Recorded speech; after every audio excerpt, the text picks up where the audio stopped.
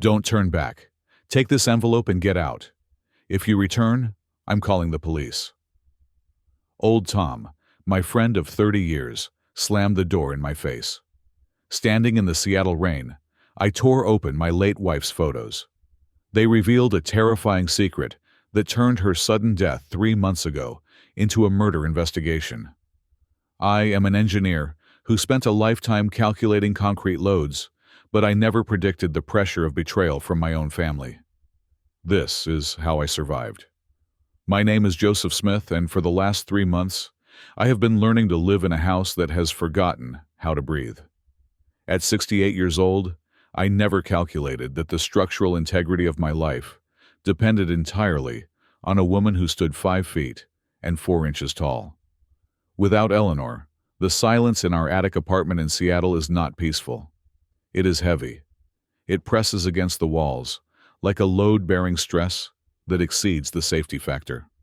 I am a retired structural engineer. I spent 40 years ensuring that skyscrapers, bridges, and parking garages did not collapse under gravity or wind shear. I understood forces. I understood materials. But I did not understand how to exist in a room where the only sound was the refrigerator humming and the incessant weeping rain against the skylight.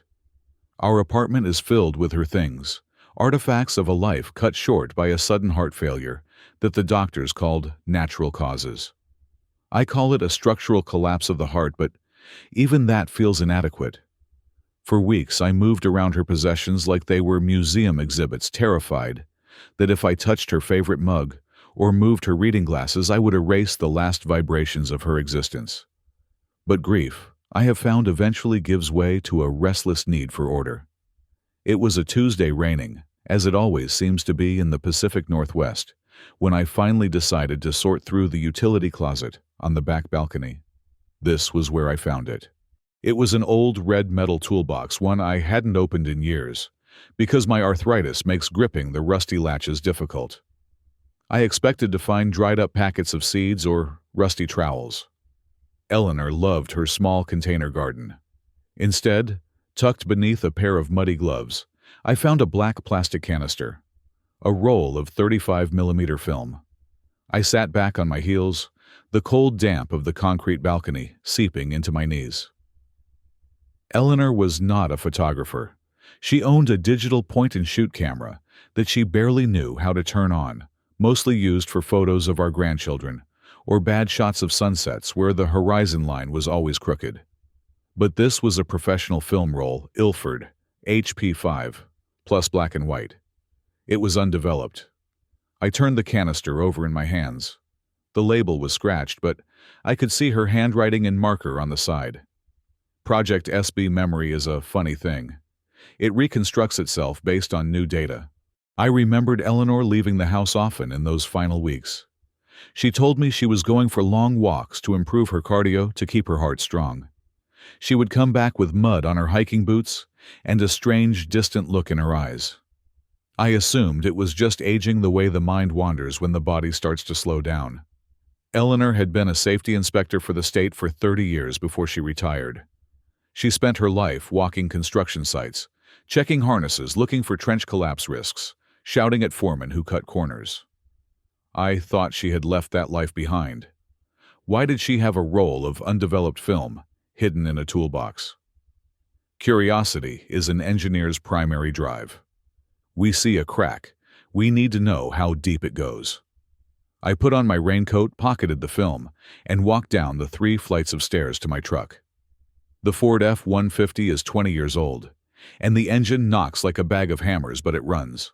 I drove through the gray wash of the city, the wipers slapping a rhythm against the glass, heading toward the one place I knew could handle real film. Darkroom Alley is a relic, a small shop squeezed between a vape store and a boarded-up Vietnamese restaurant in the International District. It is run by Old Tom, a man who hates digital pixels with the fervor of a religious zealot. Tom has been developing my family photos since the 90s. He is a man of chemicals and darkness, always smelling of acetic acid and fixer. When the bell above the door chimed, Tom looked up from the counter. He was wiping a lens with a microfiber cloth, his thick glasses magnifying his eyes into owl-like proportions. "Joseph," he said, his voice gravelly, "I haven't seen you since the funeral. How are you holding up?" "I am surviving, Tom," I said, placing the black canister on the glass counter. "I found this. It was Eleanor's. I think she took some photos before she passed. I need to see them." Tom picked up the canister, weighing it in his hand. Black and white, high grain. She was feeling artistic in her old age. "I do not know," I admitted. "Just develop it, Tom. I will wait." "It will take me an hour. I have to mix a fresh batch of developer for this stock." I nodded and took a seat on the wobbly wooden stool by the window. For the next 60 minutes, I watched the rain streak the glass and listened to the sounds of the shop. I heard the hum of the ventilation fans, the sloshing of liquids in the tanks behind the curtain, the click of timers. The smell of the chemicals was sharp, stinging the inside of my nose. It smelled like vinegar and metallic dust. It was a smell of preservation, of fixing a moment in time so it could not rot away. I closed my eyes and thought of Eleanor. I missed her laugh, which was loud and unrefined. I missed the way she would critique the scaffolding on buildings when we drove past them, pointing out where the cross-bracing was insufficient. She was sharp. She was tough. And she had died in her sleep, her heart simply stopping. The doctors said it happens sometimes. The machinery just quits. The bell on the timer dinged. I waited for Tom to come out, expecting him to be holding the negatives up to the light, maybe making a comment about exposure or contrast. But the silence stretched on. 5 minutes. Then 10. "Tom," I called out. The heavy velvet curtain separating the front of the shop from the darkroom rustled. Tom stepped out. I stood up, ready to reach for my wallet, but my hand froze. Tom looked like he had seen a ghost. His face, usually flushed red from the heat of the dryer, was the color of wet ash. His hands were trembling so violently that the manila envelope he held was shaking like a leaf in a storm. He did not walk to the counter. He walked around it, coming straight up to me. He shoved the envelope into my chest. "Take it," he whispered. The sound was harsh, forced out of a tight throat. "What is it? Are the pictures bad?" I asked, confused. "If they are blurry, it does not matter. I just want—" "Don't show these to anyone else," Tom interrupted, his eyes darting to the street window, then back to my face. "Do you hear me, Joseph? No one." "Tom, you are scaring me. What is in there?" He grabbed my shoulder. His grip was surprisingly strong, fueled by a panic I could not understand. "I didn't see anything. If anyone asks, I developed a roll of landscapes, trees, birds. That is it. You never brought this here." "Tom." "Run away," the photographer urged me, his voice cracking. "Get out of here. If you come back to my shop, I will call the police and say you are trespassing. Go." He practically pushed me out the door. The bell chimed violently as he slammed the door shut and locked it. I stood there on the sidewalk, the rain instantly soaking my hair, holding the envelope that was still warm from the dryer. Through the glass, I saw Tom flip the sign to closed and retreat into the back, turning off the front lights. I stood frozen in the drizzle. A car honked nearby, snapping me back to reality. I looked down at the envelope. My heart began to beat a slow, heavy rhythm against my ribs. I am an engineer. I deal in facts, in physics, in measurable data. People do not react this way, without a stimulus. Tom was eccentric, yes, but he was not insane. He was terrified. And whatever was inside this envelope was the source of that terror. I walked to my truck, my movements mechanical. I unlocked the door and climbed inside, the smell of old upholstery and damp dog hair, though we hadn't had a dog in 10 years, filling my nose. I placed the envelope on the passenger seat. It sat there like a bomb. I started the engine and pulled out into traffic. My eyes kept flickering to the rearview mirror. I had never been a paranoid man. I laughed at conspiracy theories. But fear is contagious. Tom's fear had infected me. Was that black sedan behind me following me? It turned left when I turned left. I watched it, counting the seconds. It stayed behind me for 3 blocks. Reason, Joseph, I told myself. Use reason. It is a main road. People drive the same way. The sedan turned off at the intersection to the highway. I let out a breath I didn't know I was holding. But the feeling remained a prickling on the back of my neck, the sensation of being observed. It was the same feeling I used to get when I stood under a bridge that was about to be condemned, listening to the concrete groan under the weight of the traffic above. The sense that something was about to give way. The drive home took 20 minutes. It felt like hours. The windshield wipers beat out a frantic tempo, swish-clack, swish-clack. When I finally pulled into my parking spot behind the apartment building, I didn't get out immediately. I sat there scanning the windows of the neighboring buildings. Nothing. Just rain and gray sky. I grabbed the envelope, tucked it inside my jacket to keep it dry, and hurried up the stairs. My bad knee ached with every step. Inside the apartment, I did something I had never done in the middle of the day. I engaged all 3 deadbolts on the front door. I went to the windows and pulled the heavy blackout curtains shut, plunging the room into artificial twilight. I went to my desk in the corner of the living room. This was my workspace, where I still occasionally reviewed blueprints for old colleagues who needed a second pair of eyes. I swept aside a stack of engineering journals and cleared a space. I turned on my halogen architect's lamp, the bright white light cutting a circle in the gloom. My hands were steady now. The engineer had taken over. If there was a problem, I would identify it. I opened the envelope. Inside were 36 prints, 4 by 6 inches glossy, black and white. There were also the negatives cut into strips. I set the negatives aside and picked up the stack of photos. I took a deep breath and looked at the first one. It was not a landscape. It was not a bird. I reached for my magnifying loupe, a heavy brass instrument I had owned since college. I placed the photo under the lamp and leaned in, pressing my eye to the glass. The image was technically perfect. Sharp focus, excellent contrast. Eleanor had a steady hand. The subject of the photo was a concrete pier, likely part of a bridge support. I recognized the texture of the concrete immediately. It was a high-strength mix, the kind used for major infrastructure. But that was not what drew my eye. Running vertically down the center of the pier was a network of fractures. To a layman, they might look like surface scratches. To me, they looked like death. These were shear cracks, indicating that the column was failing to support the vertical load. But that was not the terrifying part. The terrifying part was what was happening on top of the cracks. In the high-contrast black and white film, the difference in texture was undeniable. Someone had applied a fresh layer of material over the cracks. It was a patch job, a cosmetic slurry coat designed to hide the defect, not repair it. They had smeared mortar over a structural failure like makeup over a bruise. I moved the loupe across the image.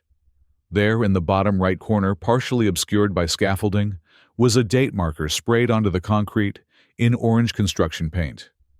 The film was black and white, but the contrast made the numbers readable. SB-P4, Silver Bay Pier 4. My blood ran cold. The Silver Bay Bridge. It was the massive new infrastructure project connecting the peninsula to the mainland. A billion-dollar marvel of engineering. It was built by Apex Infrastructure. It was scheduled to open to the public in less than a week. I looked at the photo again. The patch job was sloppy, done in haste. If that pier was load-bearing and based on the size it was a primary support, then covering up those cracks was criminal. It wasn't just negligence, it was malice. I flipped to the next photo. This one was taken from a different angle, perhaps from inside the construction zone. How had Eleanor gotten in there? It showed a rusted rebar cage before the concrete pour. I squinted through the loupe. The rebar was pitted, deeply corroded. It looked like scrap metal, not the pristine epoxy-coated steel required for saltwater environments. I felt a wave of nausea. Eleanor hadn't been birdwatching. She had been hunting. She had been using her old badge, or maybe just her knowledge of how to slip through fences to document a crime in progress. I thought about the night she died. She had come home late, her boots muddy, looking pale and breathless. She told me she had indigestion. She told me she just needed to sleep. 2 hours later, I woke up to her gasping for air, her hand clutching her chest. I looked at the photos scattered on my desk. They weren't just pictures of concrete and steel. They were evidence. And then a thought struck me sharp and cold as an ice pick. Old Tom had told me to run. He had seen these. He knew what they meant. Not the engineering details perhaps, but he recognized the locations. Everyone in Seattle recognized the Silver Bay project. My wife didn't just have a heart attack. I looked at the date stamp on the back of the photo printed by Tom's machine. The image on the film was taken 3 days before she died. I sat back in my chair, the silence of the apartment suddenly roaring in my ears. I was alone. I was 68 years old. I had bad knees and a truck that barely ran. And on my desk lay the proof that the most powerful construction company in the state was building a death trap, and that my wife had likely been murdered to keep it quiet. I looked at the door with its 3 locks. They seemed very flimsy now. I picked up the loop again. I needed to see more. I needed to understand the load path. I needed to understand the structure of this disaster. Because if I was going to survive the collapse that was coming, I needed to know exactly where the weak points were. And right now, the weakest point was me. The magnifying loop is my instrument of truth. In a world of lies and marketing brochures, optics do not deceive. As I leaned over the desktop, the halogen light casting harsh shadows across the glossy paper, I felt the familiar cold detachment of the professional engineer take over. My grief was still there, a dull ache in the center of my chest, but it had been compartmentalized, shoved behind a firewall of technical scrutiny. I was no longer a widower looking at his wife's last memories. I was an investigator, staring at a crime scene. The location was unmistakable. The Silver Bay Bridge project is the spine of the Regional Infrastructure Development Plan, a suspension design spanning the turbulent waters of the inlet to connect the industrial district with the residential expansion to the west. I had followed its construction in the trade journals with mild interest. Apex Infrastructure had won the bid by undercutting the competition by 15%. At the time, I wondered how they managed the margins. Now, staring at frame number 7, I knew. I moved the loop over the exposed reinforcement bars protruding from a half-finished column. The steel was wrong. In structural engineering, we rely on standards. ASTMA 706 is the specification for low alloy steel, definable for welding and seismic performance. It has a specific rib pattern, a fingerprint that tells you it will hold when the earth shakes. The steel in Eleanor's photograph was different. The ribbing was inconsistent, the rolling marks obscure. But worse than the pattern was the condition. Even in black and white, the texture of the corrosion was evident. This was not the light orange surface rust we expect, and even welcome to help concrete bond. This was laminar rust, deep flaking scales that indicated the steel had been left exposed to the salt air for months, perhaps years before installation. It was scrap metal. They were burying compromised second-rate steel inside the concrete, reducing the tensile strength of the piers by perhaps 30 or 40%. I felt a bead of sweat roll down my temple. I wiped it away and picked up the next print. This one was taken inside a storage yard. It was a chaotic scene, likely shot from hip level to avoid detection. It showed pallets of cement bags. I adjusted the focus of my loop, squinting at the branding on the sacks. They were plain brown multiply paper bags with no manufacturer logo, just a stamped batch code, IMP-CN-4-4-9. Imported, I whispered to the empty room. China, Vietnam. The bid documents for Silver Bay mandated domestic materials. It was a requirement for the federal grant money. Apex was bringing in gray market cement, likely with high fly ash content or unverified chemical composition, and bagging it to look generic. I shifted the loop to the clipboard, resting on a forklift in the foreground of the shot. It was out of focus, but the delivery ticket was legible enough. The vendor code listed was not one of the approved concrete suppliers. It was a shell code, the kind used to obscure the origin of shipping containers. Then came the document. Eleanor must have been terrifyingly close to get this shot. It was an inspection report lying on a folding table in the site office. The angle suggested she had aimed the camera through a window or an open door. The document was a slump test report recording the consistency of the wet concrete. The numbers were perfect. Too perfect. Every single batch was recorded at exactly 4 inches of slump. In 40 years of fieldwork, I have never seen a day of pouring where every truck arrived with identical consistency. It is statistically impossible. But it was the signature at the bottom that made my stomach turn. Verified by T. Miller P.E. I knew Terry Miller. He had been dead for 2 years. He died of pancreatic cancer in 2024. Someone at Apex was forging the signatures of deceased engineers to sign off on safety checks. I sat back the air, leaving my lungs in a long, shaky exhale. I rubbed my eyes, trying to reconcile the data. Why was Eleanor looking for this? She was retired. She shouldn't have cared about cement ratios or tensile strength. Then, I remembered the drive we took 6 months ago. It was a Sunday drive, the kind old couples take when they have run out of things to say, but still want to be together. We had crossed the access viaduct, a completed section of the north approach. Eleanor had been driving. Her hands were white-knuckled on the steering wheel. "Do you feel that Joseph," she had asked. "Feel what?" "The vibration, the harmonic. It feels brittle." I had dismissed it. I told her it was just the expansion joints or the tire tread singing on the grooved pavement. But Eleanor had an instinct for danger. She spent 30 years walking on catwalks and looking into trenches. Her body was a tuning fork for industrial negligence. She hadn't just felt a bump in the road, she had felt the structure screaming. She knew the bridge was a coffin waiting to collapse, and when I didn't listen, she decided to find the proof herself. I looked at the pile of photos. She had found it. She had found enough evidence to put the entire board of directors of Apex Infrastructure in federal prison for the rest of their lives. But the worst was yet to come. There were 3 photos left at the bottom of the stack. These were darker, taken at night with high-speed film, resulting in a heavy, gritty grain. They showed a meeting. 2 men standing under the harsh sodium glare of a security light near the water's edge. The first man was easy to identify. Even in silhouette, the arrogant posture of Richard Sterling was unmistakable. He was the CEO of Apex, a man who appeared on the covers of business magazines, always talking about visionary leadership while cutting checks to lobbyists. He was wearing a long trench coat, gesturing aggressively at the water.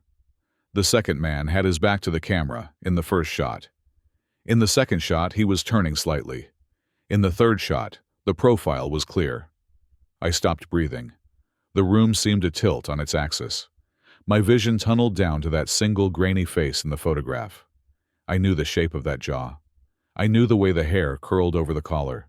I knew the watch on the wrist of vintage Omega Speedmaster I had given him for his graduation from business school. It was Marcus, my son. My brain tried to reject the visual input. It tried to rewrite the image. It looks like him, but it cannot be him. Marcus is the CFO of a logistics company. He moves shipping containers. He has nothing to do with heavy construction. He has nothing to do with Apex. But the engineer in me deals in facts, not denial. It was Marcus. And he was shaking Richard Sterling's hand. I grabbed the loop again, pressing it so hard against the photo that the paper dented. I looked at the background. There was a clock on the guard shack in the distance. The hands stood at 2:15. 2:15 in the morning.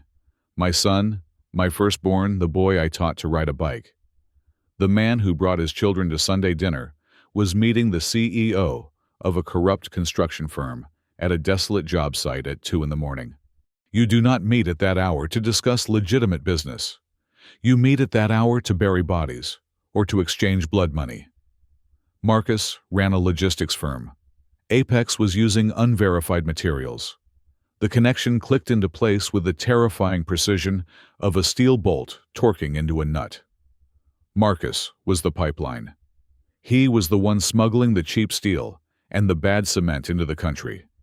He was the one hiding the paper trail. He was not just an accomplice. He was the artery feeding poison into the heart of the project. I let the photo drop from my fingers. It fluttered to the desk like a dead leaf. A sound escaped my throat, a low animal noise of anguish that I could not suppress. I gripped the edge of the desk, my knuckles turning white. The betrayal was a physical blow, a sheer force that severed the reinforcement in my own soul. And then the final horrific realization washed over me. I looked at the date stamp on the back of the photo again. October 18th. Eleanor died on October 20th. She had taken these photos. She had seen what I was seeing. She had seen her own son standing in the dark with the devil. What had she done? Knowing Eleanor, she would not have stayed silent. She was incapable of deception. She would have confronted him. She would have called Marcus. She would have demanded an explanation. "Marcus, what are you doing? I saw you." I thought about the morning she died. The autopsy said cardiac arrest. But Eleanor managed her blood pressure with medication. She took beta blockers every morning with her orange juice. I thought about the access Marcus had to our house. He had a key. He came over often to check on us, or so I thought. He had been there the afternoon before she died. He had made her tea. "Dad, let me make Mom some tea. She looks tired." My hands started to shake, uncontrollable tremors that rattled the desk lamp. It wasn't a heart attack. Beta blockers regulate the heart. But if you swap them, if you replace them with a stimulant, or if you simply overdose the concentration in the tea. For a woman with a pre-existing condition, the stress of the confrontation combined with a chemical spike would be fatal. And it would look natural.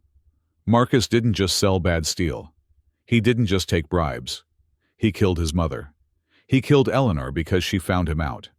She had caught him selling out the safety of thousands of people for profit, and he had silenced her to protect his deal. I stood up, knocking the chair over. It clattered loudly on the hardwood floor, startling me. I backed away from the desk, looking at the photos as if they were radioactive. The face of my son in the photograph seemed to mock me. The smile on his face as he shook Sterling's hand was the smile of a predator who had just secured his kill. I was 68 years old. I was alone in a locked apartment, and I realized with a clarity that cut through the grief like a diamond saw that I was not just a widower. I was a witness, and the murderer had a key to my front door. I looked at the heavy deadbolts I had engaged earlier. They were solid brass, grade 1 security. But they were useless against someone who had the key. They were useless against family.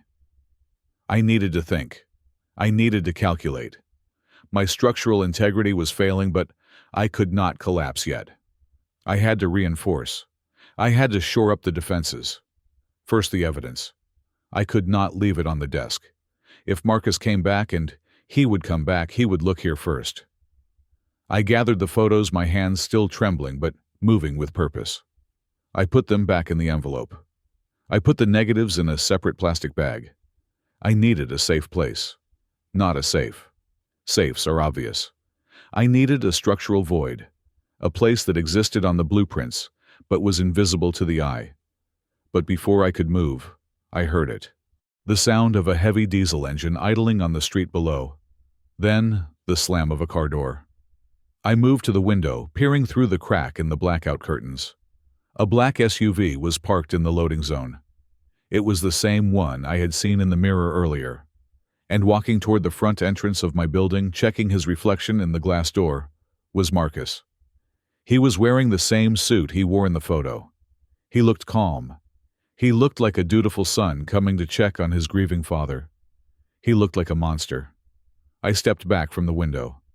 I had perhaps 2 minutes before he reached the 3rd floor. I could not let him see the photos. But more importantly, I could not let him see that I knew. If he suspected I had seen the contents of that envelope, I would have a heart attack tonight just like Eleanor. I had to become an actor. I had to become a senile, grieving old man. I had to hide the engineer. I grabbed the envelope and looked frantically around the room. Where under the rug? Too cliché.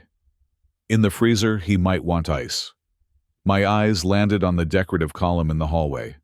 It looked like solid plaster, a Doric reproduction Eleanor had bought at an estate sale. But I knew it was hollow. I had drilled a hole in the top years ago to run a lamp cord that we never used. I rushed to the hallway. I rolled the envelope into a tight cylinder. I reached up and slid it into the small hole at the top of the capital. It dropped down with a soft thud, resting deep inside the hollow shaft of the column. I smoothed my hair. I picked up the chair. I sat down at the desk and grabbed a random stack of utility bills, spreading them out to cover the empty space where the photos had been. The footsteps stopped outside my door. The key turned in the lock. The deadbolt slid back with a heavy clunk. I forced my heart to slow down. I forced my face to slacken into a mask of weary confusion. The door opened. "Dad," Marcus called out, his voice dripping with that polished corporate concern. "Why is it so dark in here?" I turned slowly in my chair, looking at the man who had murdered the love of my life. "Marcus," I said, my voice sounding older and frailer than I ever intended. "I was just looking at the electric bill. It seems very high this month." He stepped inside, closing the door behind him. He smiled, but his eyes did not smile. His eyes were scanning the room. They were scanning the desk. "Don't worry about the bills, Dad," he said, walking toward me. "I'm here to take care of everything." And for the first time in my life, I knew exactly what that meant. The doorbell rang at 9 in the morning, a shrill intrusion that sliced through the stale air of my living room. I was not expecting visitors. In the 3 months since Eleanor died, the world had largely left me alone, treating me with the distant, awkward reverence people reserve for the bereaved. But this ringing was persistent. It was demanding. It had the rhythm of someone who believed their time was worth more than mine. I shuffled to the door, checking the peephole.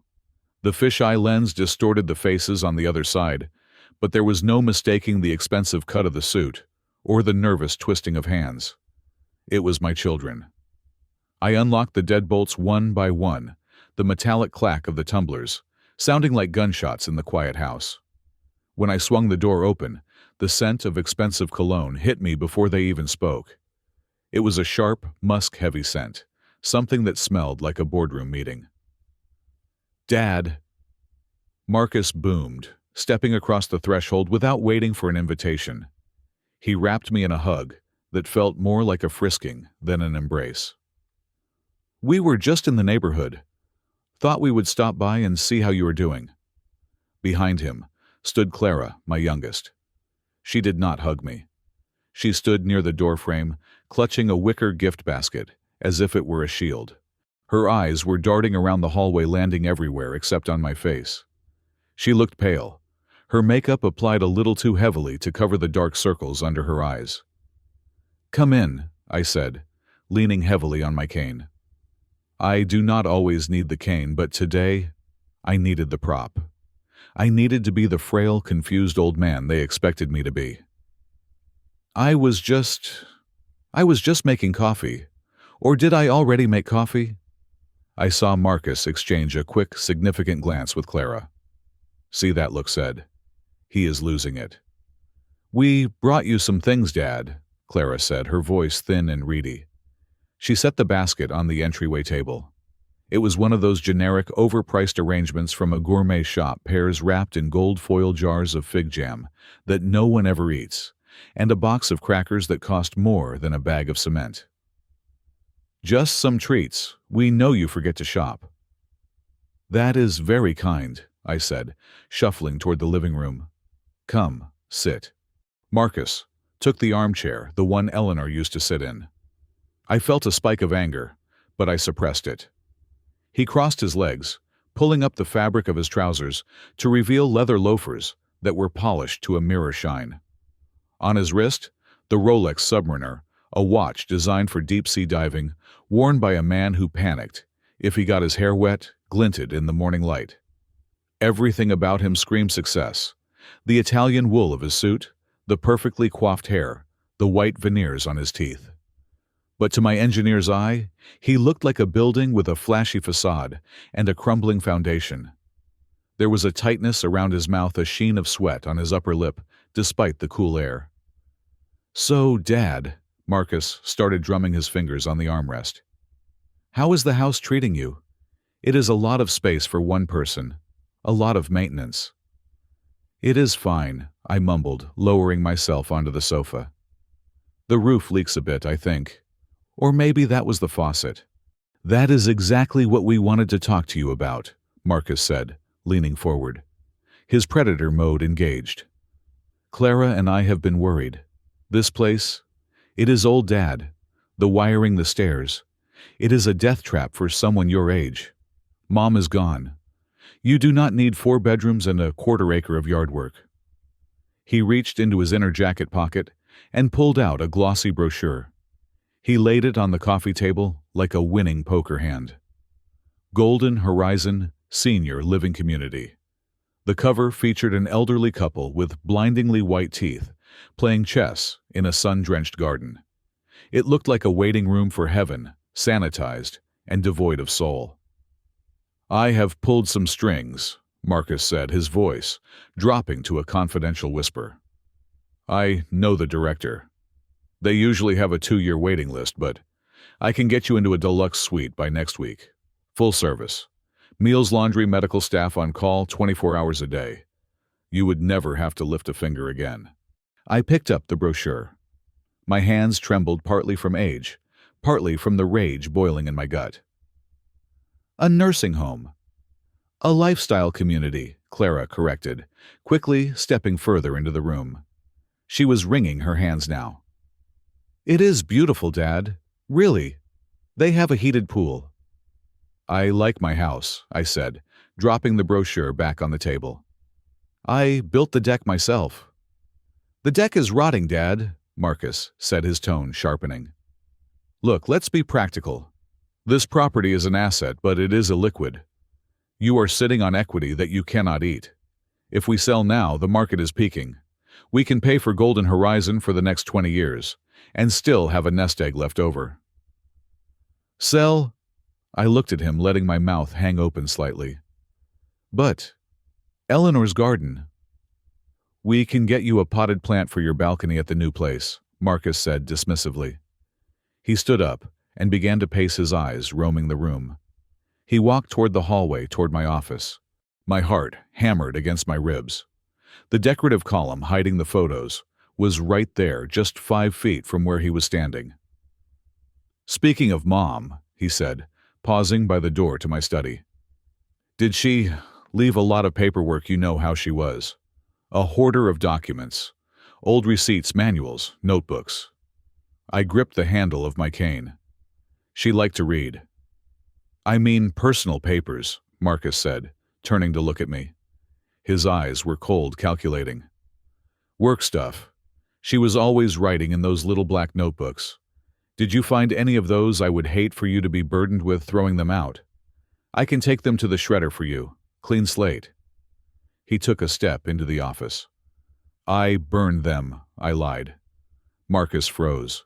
He spun around. "What? I burned them," I repeated, making my voice sound petulant. "In the fireplace. Last week. Too much clutter. Dust. It made me sneeze. So I burned the boxes. All of them." For a second, I saw pure, unadulterated panic flash across his face. It was followed quickly by a look of murderous fury, but he masked it instantly. He forced a laugh, but it sounded like glass breaking. "You burned them, all of them, without checking what they were." "Dad, there could have been insurance policies. Bonds." "Just old notebooks," I said, waving my hand. "Ramblings about concrete. Boring." He stared at me, trying to gauge if I was telling the truth. I held his gaze, blinking slowly, letting my mouth go slack. I saw his shoulders relax slightly. He believed me. He believed I was just a senile old fool who had inadvertently destroyed the only evidence against him. "Well," he said, exhaling a long breath. "That is unfortunate. But maybe for the best. Less clutter, right?" "Right," I said. But that brings us back to the house, Marcus said, walking back to the living room. He was more aggressive now. The urgency was back. Dad, you need to sell. And you need to sell fast. Why the rush? I asked. Clara spoke up from the corner. Because of the road, Dad. Apex infrastructure is... Clara, Marcus snapped, cutting her off. He shot her a look that would have withered a plant. I looked from one to the other. Apex, the construction company. Clara looked at her feet, her face flushing red. They are expanding the access route for the new bridge. They need this land for a service road. They are offering 30% above market value, Dad. It is a golden ticket. The realization hit me with the force of a pile driver. It was not just about the money. It wasn't even just about moving me out. They wanted the house so they could destroy it. If Apex bought the land, they wouldn't renovate. They would bulldoze. They would flatten the structure to the ground. If Eleanor had hidden anything else in the walls under the floorboards in the attic, it would be buried under tons of asphalt. They wanted to erase the physical footprint of our lives. They wanted to sanitize the crime scene completely. I see, I said softly. So you are working for them now, for Apex. I am consulting, Marcus said, adjusting his cufflinks. I am facilitating the acquisition. It is strictly business. But I am looking out for you. If you hold out, they will just use eminent domain. The city will seize the house and you will get pennies on the dollar. I am trying to save you from that. Eminent domain takes years, I said, my engineer's brain engaging. They need the road now, before the grand opening. Marcus narrowed his eyes. You are sharper than you look today, old man. I have my good days, I said. And the answer is no. I am not selling. I am not moving to Golden Horizon. I am staying right here. Marcus walked over to the sofa and stood over me. He loomed, blocking out the light from the window. He was trying to use his physical presence to intimidate me, a tactic he likely used in boardrooms. Dad, he said, his voice low and devoid of warmth. You are not listening. This is not a request. Living alone at your age in a neighborhood that is changing, it is dangerous. Accidents happen all the time. Fires, falls, gas leaks. People break in. Old men get hurt. I looked up at him. This was my son, the boy I had carried on my shoulders. And now, he was threatening me with a gas leak. Are you threatening me, Marcus? He smiled, a thin, tight stretching of lips. I am being realistic. I am concerned about your safety. I would hate for something tragic to happen because you were too stubborn to make the right choice. Think about it. We will be back tomorrow with the papers. Have them signed. He turned on his heel and marched toward the door. Come on, Clara. Clara hesitated. She looked at me, her eyes brimming with tears. She reached into her purse and pulled out a tissue, dabbing at her nose. As she passed the sofa, she leaned down, pretending to adjust the strap of her shoe. He owes them $3 million, she whispered, the words barely audible. Gambling debts. They own him, Dad. Run. Clara, Marcus barked from the hallway. She flinched, stood up quickly, and hurried after him. The door slammed shut, leaving the house shaking in the aftershock. I sat there for a long time listening to the silence return. But it was not a peaceful silence anymore. It was the silence of a battlefield before the first shot is fired. $3 million. That was the price of my wife's life. That was the price of my son's soul. Marcus was not just greedy, he was desperate. A desperate man is a dangerous man. He had leveraged his future on this deal, and I was the structural anomaly standing in his way. He thought I had burned the notebooks. That bought me time, but not much. When he realized I was not going to sell when the accidents started to happen, he would come back. And he would not knock next time. I stood up, discarding the cane. I did not need it. My knees hurt, but the adrenaline coursing through my veins masked the pain. I went to the kitchen and opened the pantry. I bypassed the canned soup and the pasta. I reached for the 5-pound bag of all-purpose flour. I am an engineer. I do not have guns. I do not have security teams. But I understand mechanics. I understand cause and effect. I spent the next hour turning my home into a sensor grid. I sprinkled a fine, invisible layer of flour on the windowsills inside the curtains. If anyone opened them, the disturbance in the dust would be unmistakable. I took a roll of clear Scotch tape. I went to the front door and the back door. I placed a single strip of tape across the bottom of the doorframe, so low it was almost invisible against the paint. If the door was opened, the tape would detach or tear. It was a simple telltale technique I had learned from an old site foreman to see if anyone was sneaking into the tool shed at night. I went to the fuse box in the basement. I loosened the bulb in the hallway so it would flicker, giving me a warning if the vibration in the house changed footsteps on the floorboards above would cause the filament to rattle. I was fortifying my position, but as I worked, a cold dread settled in my stomach. These were passive measures. They would tell me when the enemy was coming, but they would not stop him. I went back to the living room and looked at the decorative column. The evidence was safe for now, but I was not. Marcus had said they would be back tomorrow. I looked at the fruit basket on the table. The pears were already starting to bruise. The rot had set in. I picked up the basket and dumped it into the trash can. Then I went to the phone. I pulled the cord out of the wall. If they called, I did not want to answer. And if I needed to call for help, I knew with a certainty that chilled my blood that the police would not come. The sheriff's name was in the notebook Eleanor had found. I was on my own. I sat in the darkening room watching the dust motes dance in the shaft of light from the window and waited for the war to begin. 3 days. That was how long the ceasefire lasted. I had spent the last 72 hours in a state of hypervigilance, sleeping in 20-minute shifts in the armchair, facing the front door, a heavy brass candlestick resting on my lap. But hunger is a biological imperative that eventually overrides paranoia. My pantry was empty of everything except the flour I had used for my traps. I had to go out. I left the house at dawn, driving the truck to a supermarket 3 towns over to avoid being recognized. I bought enough canned beans, dried meat, and water to last a month. I paid in cash. I kept my head down.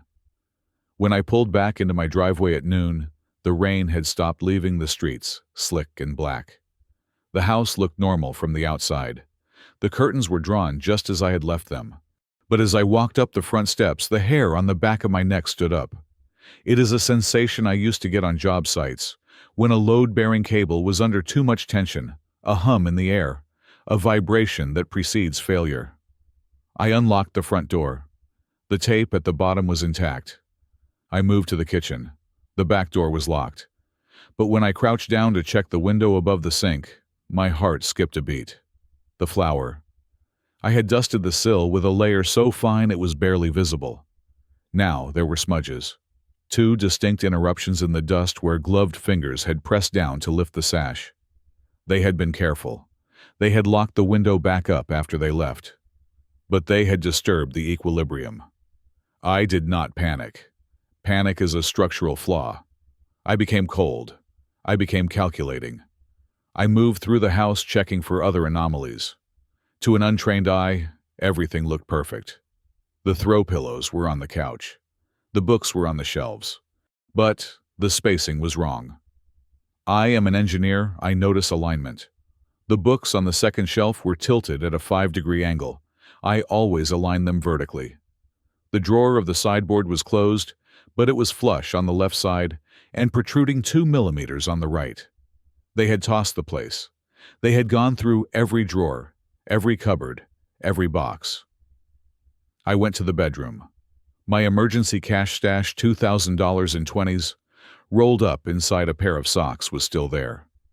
The gold watch Eleanor gave me for our 25th anniversary was still on the dresser. They were not thieves. They were hunters. They were looking for paper. They were looking for the evidence Marcus was so terrified of. I walked out to the small courtyard garden in the back. It was overgrown now, the weeds reclaiming the stone path. In the center, stood a concrete birdbath pedestal, a heavy, ugly thing I had cast myself years ago as a test for a new aggregate mix. It looked solid. It looked immovable. But I knew the secret.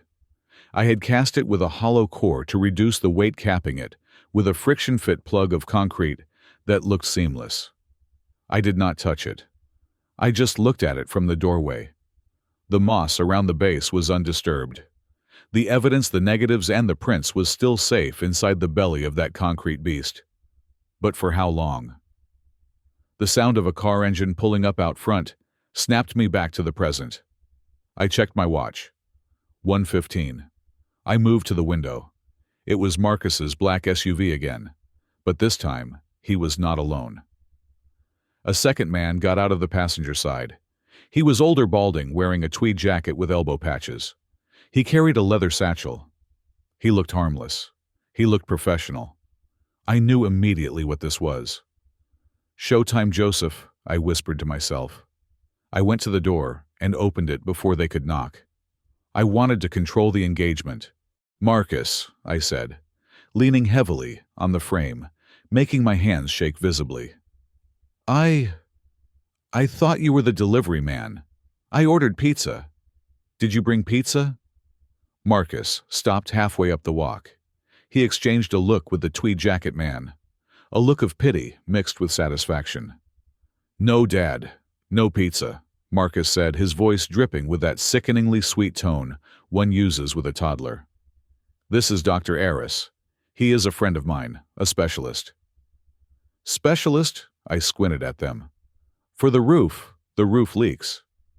"No, Mr. Smith," Dr. Aris said, stepping forward. He had a soft, oily voice. "I am a geriatric psychiatrist. Marcus tells me you have been having some trouble lately. Sleeping. Maybe getting confused about things." "I sleep fine," I said, letting my gaze drift past them to a tree across the street. "The birds keep me awake. They talk too loud." "The birds talk?" Dr. Aris asked, pulling a small notepad from his pocket. "The neighbors," Marcus interjected quickly. "Dad, the neighbors called me. They said you were shouting in the yard yesterday, yelling at people who weren't there." It was a lie. I hadn't been in the yard for 3 days. But that didn't matter. The narrative was being constructed brick by brick. They were building a case for incompetency. If they could get a doctor to certify that I had dementia, that I was delusional, then anything I said about the bridge, about the photos, about the murder, would be dismissed as the ravings of a madman. I would be locked away in Golden Horizon, medicated into oblivion, while the bridge collapsed and killed thousands. I had to play the part. I had to let them think the foundation was crumbling, so they wouldn't look for the reinforced steel underneath. "I don't yell," I muttered, backing into the house. "Come in. But take off your shoes. The floor is slippery." They followed me into the living room. Dr. Aris sat on the sofa, opening his satchel. Marcus stood by the window, his arms crossed, watching me like a hawk. "So, Joseph," Dr. Aris began, "tell me about your day. What did you do this morning?" "I went to the store," I said. "I don't remember. Beans. Yes, beans." "And Eleanor?" Dr. Aris asked gently. "Marcus tells me you sometimes think she is still here." I looked at the empty armchair. I let my eyes fill with tears. It wasn't hard. "She is in the garden," I whispered. "She is planting tulips. She told me the soil needs more lime." Dr. Aris scribbled furiously in his notebook. "Delusions. Visual hallucinations." "Dad," Marcus said, stepping closer. "Mom is dead. You know that, right?" "She is not dead," I snapped, showing a flash of anger. She is hiding. She is hiding from the bad men." Marcus stiffened.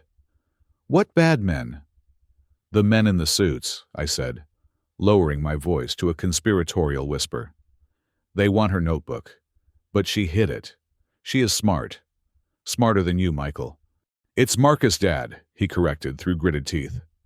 "That's what I said. Matthew." Dr. Aris looked up at Marcus. "Confusion with names. Paranoia. Persecutory delusions. It fits the profile of rapid-onset dementia possibly triggered by the trauma of grief. Marcus nodded, a look of relief washing over his face. So, we can get the power of attorney signed for his own protection. I will need to run a few more tests, formalize the diagnosis, Dr. Aris said. But yes, based on this observation, he is clearly unable to manage his own affairs. He is a danger to himself. I need a glass of water, I said, suddenly standing up. My throat is dry.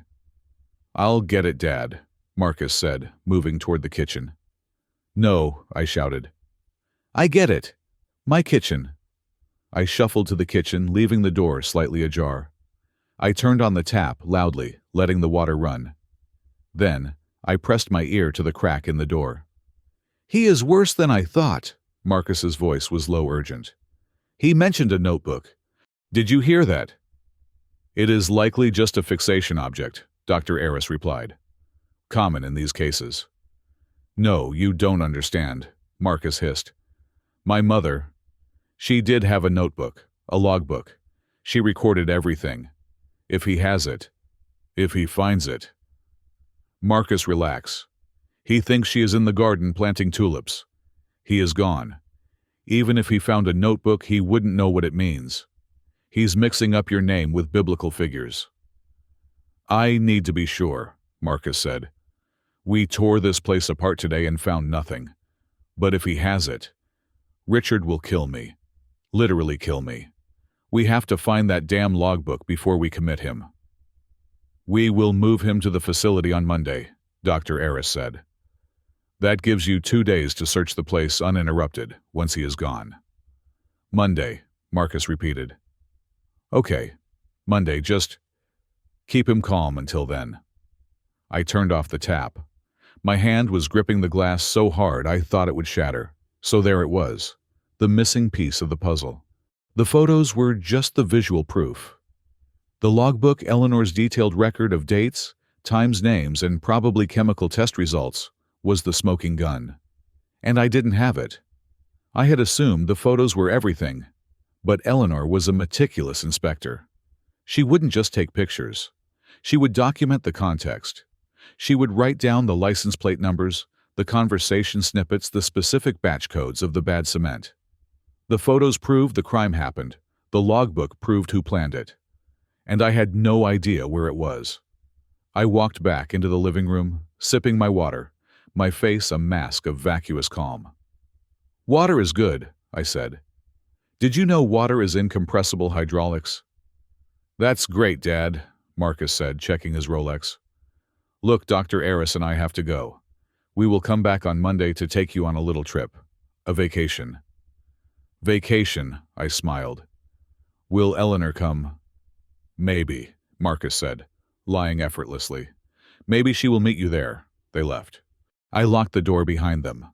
I went straight to the window and watched them drive away. The second the SUV turned the corner, the dementia vanished from my posture. I stood straight. My mind was racing. Where would Eleanor hide a logbook? She wouldn't keep it in the house. She knew Marcus had a key. She knew he snooped. I thought about her habits. She was a creature of routine. Every Tuesday, she went to the library. Every Thursday, she went to the community center for yoga. Every Saturday, she went to the old train station market. The train station. It was an abandoned terminal on the edge of town converted into a flea market on weekends, but the old locker bays in the waiting hall were still there, rusted shut. Eleanor loved that place. She loved the architecture. She used to say, "They don't build arches like that anymore, Joseph." I closed my eyes, trying to retrieve a specific memory. 2 weeks before she died, she had come home with rust on her coat sleeve. I asked her where she had been. "Just visiting an old friend," she had said. "Checking on a deposit." I thought she meant a bank deposit, but Eleanor didn't trust banks. I went to her jewelry box on the dresser. I dumped it out. Necklaces, earrings, brooches. And there at the bottom, looking like a piece of junk jewelry, was a small, tarnished brass key. It had a number stamped on it, 247. It wasn't a jewelry box key. It was a locker key. Old style. The kind they used in the station lockers back in the 50s. I looked at the clock. It was 4 in the afternoon. Marcus would be back on Monday morning to drag me away. I had 36 hours. But I couldn't stay here tonight. They might come back sooner. Or they might send someone to watch the house. I grabbed my go-bag, the duffel I had packed with the canned food and water. I went to the garden and retrieved the canister of film and the prints from the bird bath. I wrapped them in waterproof plastic and taped them to my chest under my shirt. I waited until nightfall. At 10 o'clock, under the cover of a moonless sky, I slipped out the back door. I didn't take the truck. They would be looking for the truck. I cut through the neighbor's yard, moving through the hedges like a shadow. My knees screamed in protest, but I forced them to work. I walked 2 miles to the nearest bus stop. I was not Joseph Smith, the retired engineer. I was a ghost. I was a fugitive in my own city, and I was going to find that logbook, or I was going to die trying. The public library on 4th Avenue is a fortress of brutalist architecture, a style I have always defended against critics who call it ugly. They see cold concrete, I see honesty. I see a structure that does not hide its load-bearing elements behind a facade of glass or brick. It was fitting that Eleanor loved this place, spending her Tuesday mornings shelving books in the reference section. She respected things that were built to last. I entered through the service door in the alley, a lock I knew how to shim, because the strike plate was misaligned by 3 millimeters, a defect I had noted in a report 10 years ago, that evidently no one had ever bothered to fix. The silence inside was different from the silence in my house. It was a studious, pregnant silence, smelling of dust and decaying paper. I did not need the key yet. I needed the map. Eleanor was not a spy, but she was a woman of meticulous organization. When she started her investigation, she knew she needed a failsafe, a way to communicate with me that Marcus and his corporate handlers would never understand. She knew I did not read poetry or fiction. I read systems. I walked straight to the non-fiction stacks, the 600 series. Technology, engineering. I stopped at shelf 624.1, structural engineering. There it was. My own textbook, Principles of Load Distribution in Reinforced Concrete, a first edition I had written 30 years ago. It was out of print, a relic much like its author. I pulled it from the shelf. The spine cracked as I opened it. It fell open naturally to page 247. I felt a ghost of a smile touch my lips. Key 247, page 247. On the margin of the page, written in Eleanor's cramped, precise script, was a series of numbers that looked like calculations. To anyone else, they were shear force coefficients. To me, they were coordinates. But below them, she had underlined a single sentence in the text: "The foundation must be set where the bedrock is deepest." And next to it, she had written, "Where we waited for the train that never came." The memory hit me with the force of a physical blow. 1978. The old Union Station on the south side. We were young, broke, and trying to get to Portland for a honeymoon we could not afford. The train had been canceled due to a track failure. We had spent the night sleeping on the wooden benches in the grand waiting hall, eating vending machine crackers and talking about the house we would build one day. That was where our foundation was set. The station had been abandoned for 20 years, a victim of urban sprawl and budget cuts. It was a rotting husk of steel and glass on the edge of the industrial district. I put the book back on the shelf. I had my destination. I left the library through the main exit, blending in with a group of students. The rain had picked up again, a relentless Seattle drizzle that turned the streets into mirrors. I pulled my collar up and walked. I did not take a bus. I did not take a taxi. Digital footprints are easy to track. Leather soles on wet pavement are not. But as I crossed the intersection of Pike and 2nd, I saw it. Reflected in the window of a coffee shop was the black SUV. It was 2 blocks back, crawling along at walking speed. They were not using transponders or GPS. They were using old-fashioned surveillance. They knew my habits. They knew I walked when I needed to think. Marcus knew. I kept my pace steady. Panic is visible. Purpose is camouflage. I headed south toward the industrial district. The streets became emptier, the buildings transitioning from high-rise glass to low brick warehouses. The old Union Station loomed ahead, its massive iron skeleton rising against the gray sky like the ribcage of a dead leviathan. The SUV was closing the distance. They knew where I was going. There was only one road in and out of the station terminus. If I walked through the front archway, they would box me in. I would be trapped against the chain-link fence. But they saw a derelict building. I saw a structural system. I knew Union Station better than the architects who designed its renovation in the 90s. I knew it because I had consulted on the seismic retrofitting of the foundation. I knew that beneath the main concourse, there was a network of drainage tunnels designed to channel stormwater from the lower platforms into the bay. I turned sharply down a side alley, disappearing from their line of sight for perhaps 10 seconds. I ran. My knees screamed a grinding pain of bone on bone, but I forced my legs to pump. I reached a rusted metal grate set into the pavement near the loading dock. This was an access hatch for the storm overflow. It was heavy cast iron, weighing maybe 80 pounds. I jammed the tip of my umbrella into the lift slot and leveraged it. Physics is a force multiplier. The grate groaned and slid aside just enough for me to squeeze through. I dropped into the darkness just as the tires of the SUV screeched to a halt at the mouth of the alley. I pulled the grate back into place above me, the iron scraping against stone. I hung from the ladder rungs in the pitch black, listening. Car doors slammed. "He went down the alley!" a voice shouted. It was not Marcus. It was a deeper, rougher voice. A hired thug.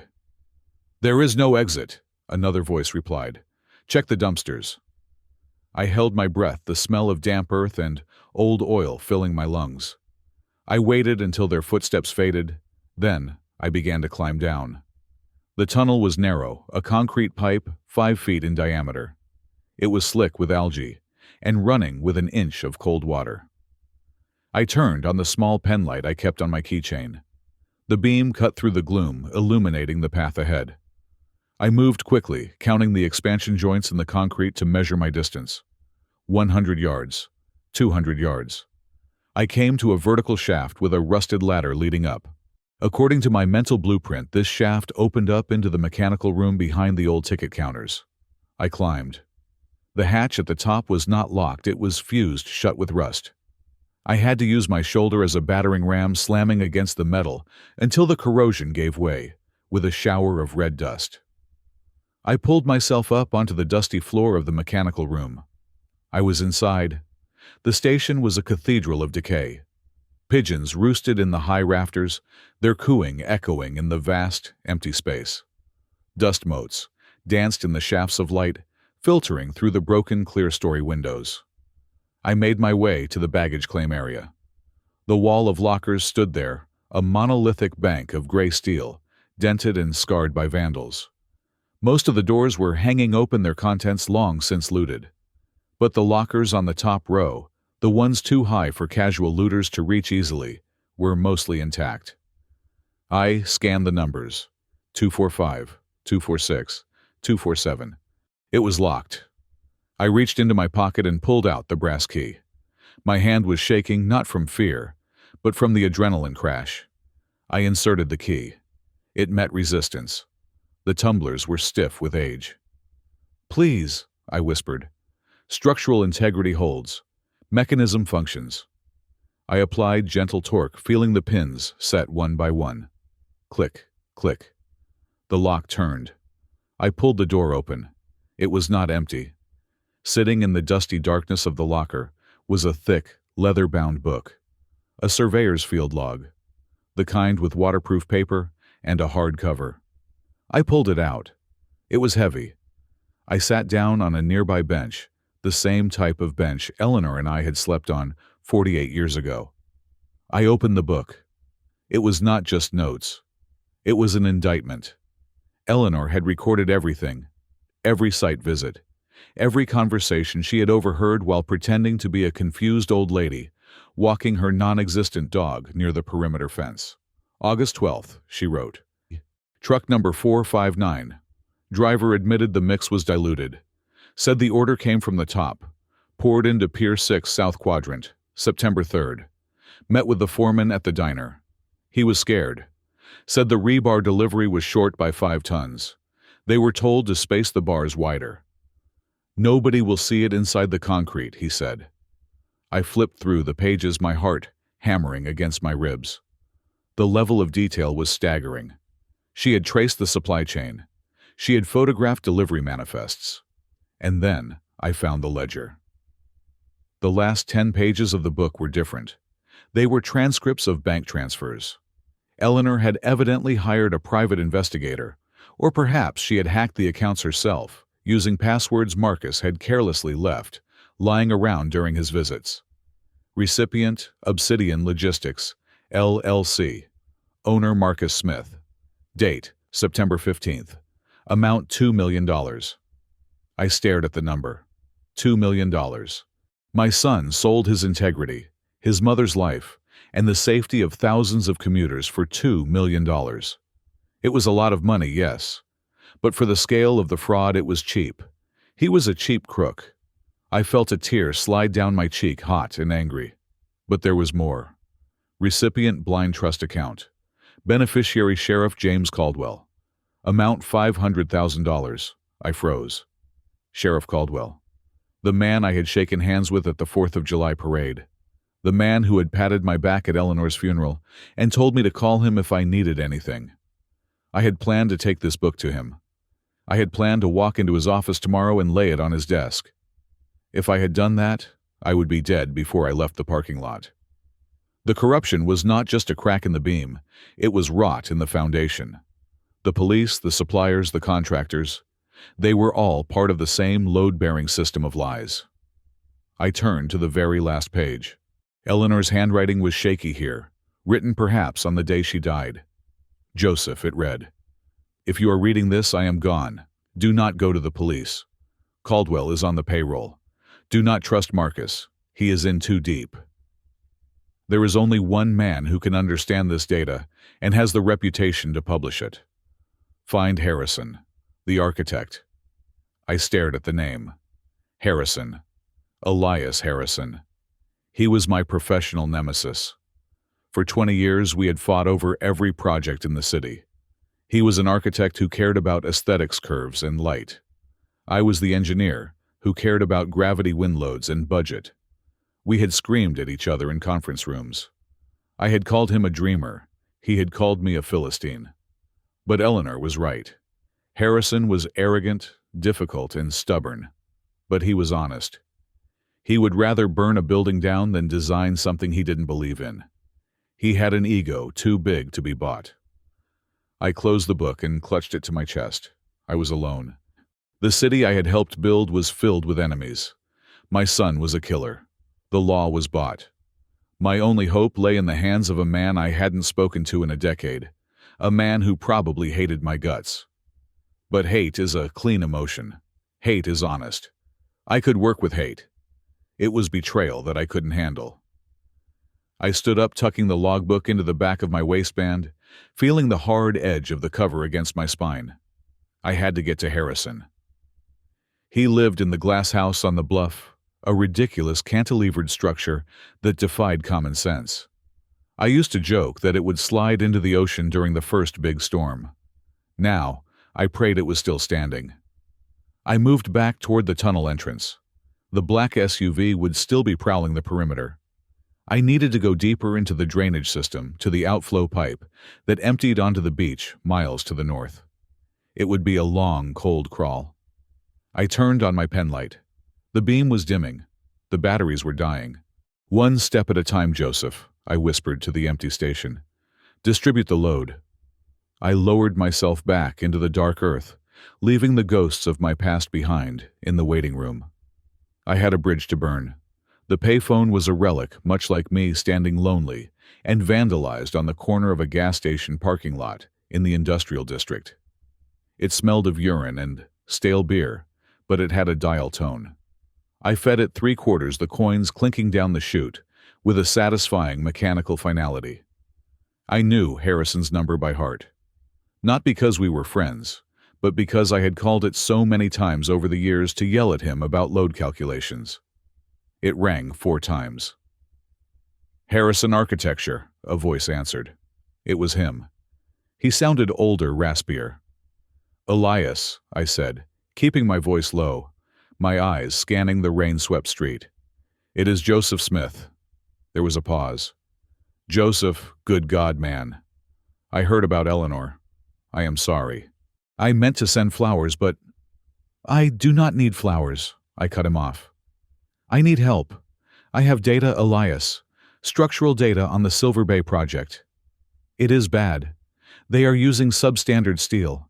The piers are cracking." "What?"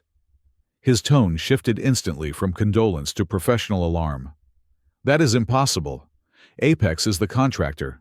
They are top tier. They are criminals. I have the logs. I have photos. Eleanor died for this, Elias. I need to bring it to you. You are the only one who can verify it." "Where are you?" he asked. The line crackled with static. "Come to my office. No, better yet, come to the house. It is safer." "I am at the Shell station on 4th and Pike. I can be there and click." The line went dead. Not a hang-up click. A hard disconnect. I stared at the receiver. A chill that had nothing to do with the rain crawled up my spine. Then I heard it. The squeal of tires. I dropped the phone and spun around. The black SUV was mounting the curb 50 yards away, its engine roaring like a beast waking up. It wasn't slowing down. It was accelerating. They were triangulating the call. They had tapped Harrison's phone. They knew exactly where I was. I didn't think. I reacted. The engineer in me calculated the trajectory. The SUV was a 2-ton projectile, moving at 60 miles an hour. The phone booth was an aluminum box anchored to concrete. It would crumple like a soda can. I threw myself to the left, diving over the hood of a parked sedan, just as the SUV slammed into the phone booth. The sound was deafening metal. Shearing glass exploding, the crunch of the booth being flattened against the brick wall of the gas station. I hit the pavement hard, rolling to absorb the impact. My bad knee screamed in protest, a white-hot lance of pain. But I scrambled up. The SUV was backing up its front grille, smashed steam hissing from the radiator. The driver was already shifting gears to run me down again. I ran. I sprinted toward the alley between the station and the neighboring warehouse. It was narrow, maybe 4 feet wide, too narrow for a car. I threw myself into the gap just as the SUV surged forward, clipping the corner of the brick wall with a shower of sparks. I stumbled down the alley, my breath coming in ragged gasps. I could hear car doors slamming behind me, footsteps, heavy boots on wet pavement. "Get him!" a voice shouted. I didn't look back. I navigated the maze of dumpsters and fire escapes, relying on pure instinct. I emerged onto a parallel street, crowded with evening commuters. I blended into the flow of pedestrians, keeping my head down, limping as fast as I could. My phone buzzed in my pocket. I had turned it on just to check the time earlier, a rookie mistake. I pulled it out. A text message from Clara. "Dad, run Marcus knows you have the book. He is tracking your phone. They are coming. Throw the phone away." I stared at the screen. Clara. She was trying to save me.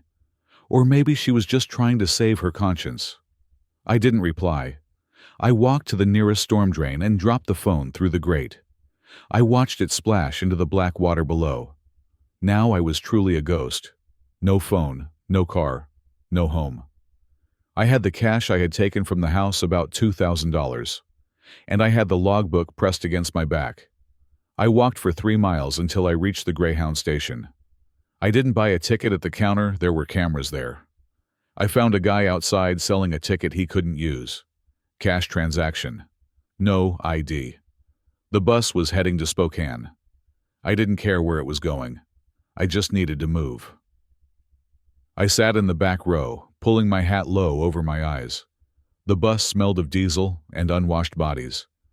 I watched the city of Seattle fade into the distance, a blur of lights through the rain-streaked window. I had built buildings in that skyline. I had poured my life into that concrete.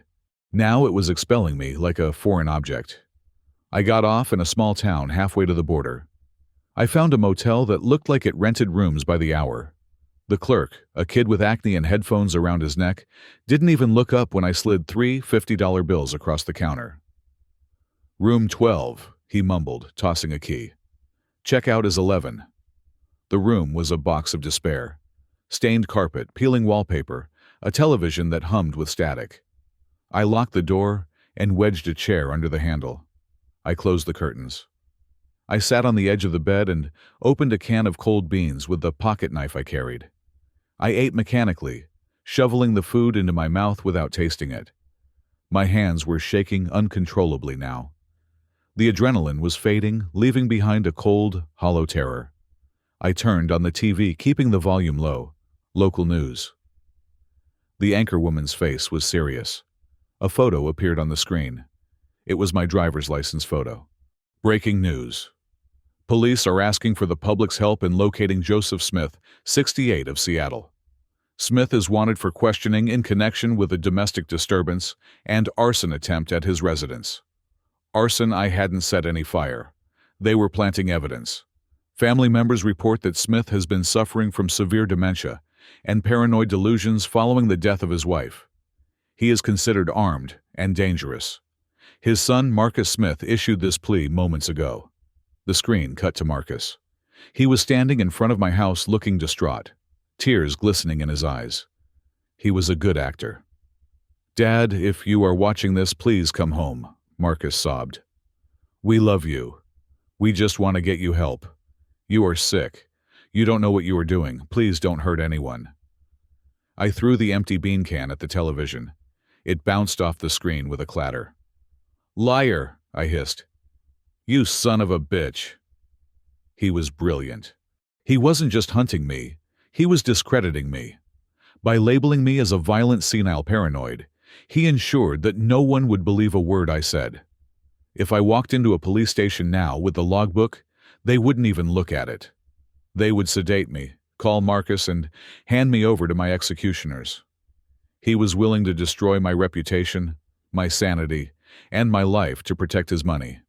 He was willing to sacrifice his own father on the altar of Apex infrastructure. I looked at the logbook sitting on the nightstand. It was useless if I couldn't get it to someone who would listen. Harrison was compromised. The police were bought. The media was spinning Marcus's narrative. I felt a wave of despair so heavy, it almost crushed me. I curled up on the bed, clutching the pillow that smelled of stale cigarette smoke. I was an old man. I was tired. My knee was throbbing. Maybe I should just give up. Maybe I should just let them find me. It would be over quickly. But then I thought of Eleanor. I thought of her crawling through the mud at the construction site to get those photos. I thought of her fear as she wrote in that logbook. I thought of her dying alone in our bedroom while Marcus poured her poisoned tea. She hadn't given up. I sat up. The despair hardened into something cold and sharp. It hardened into hate.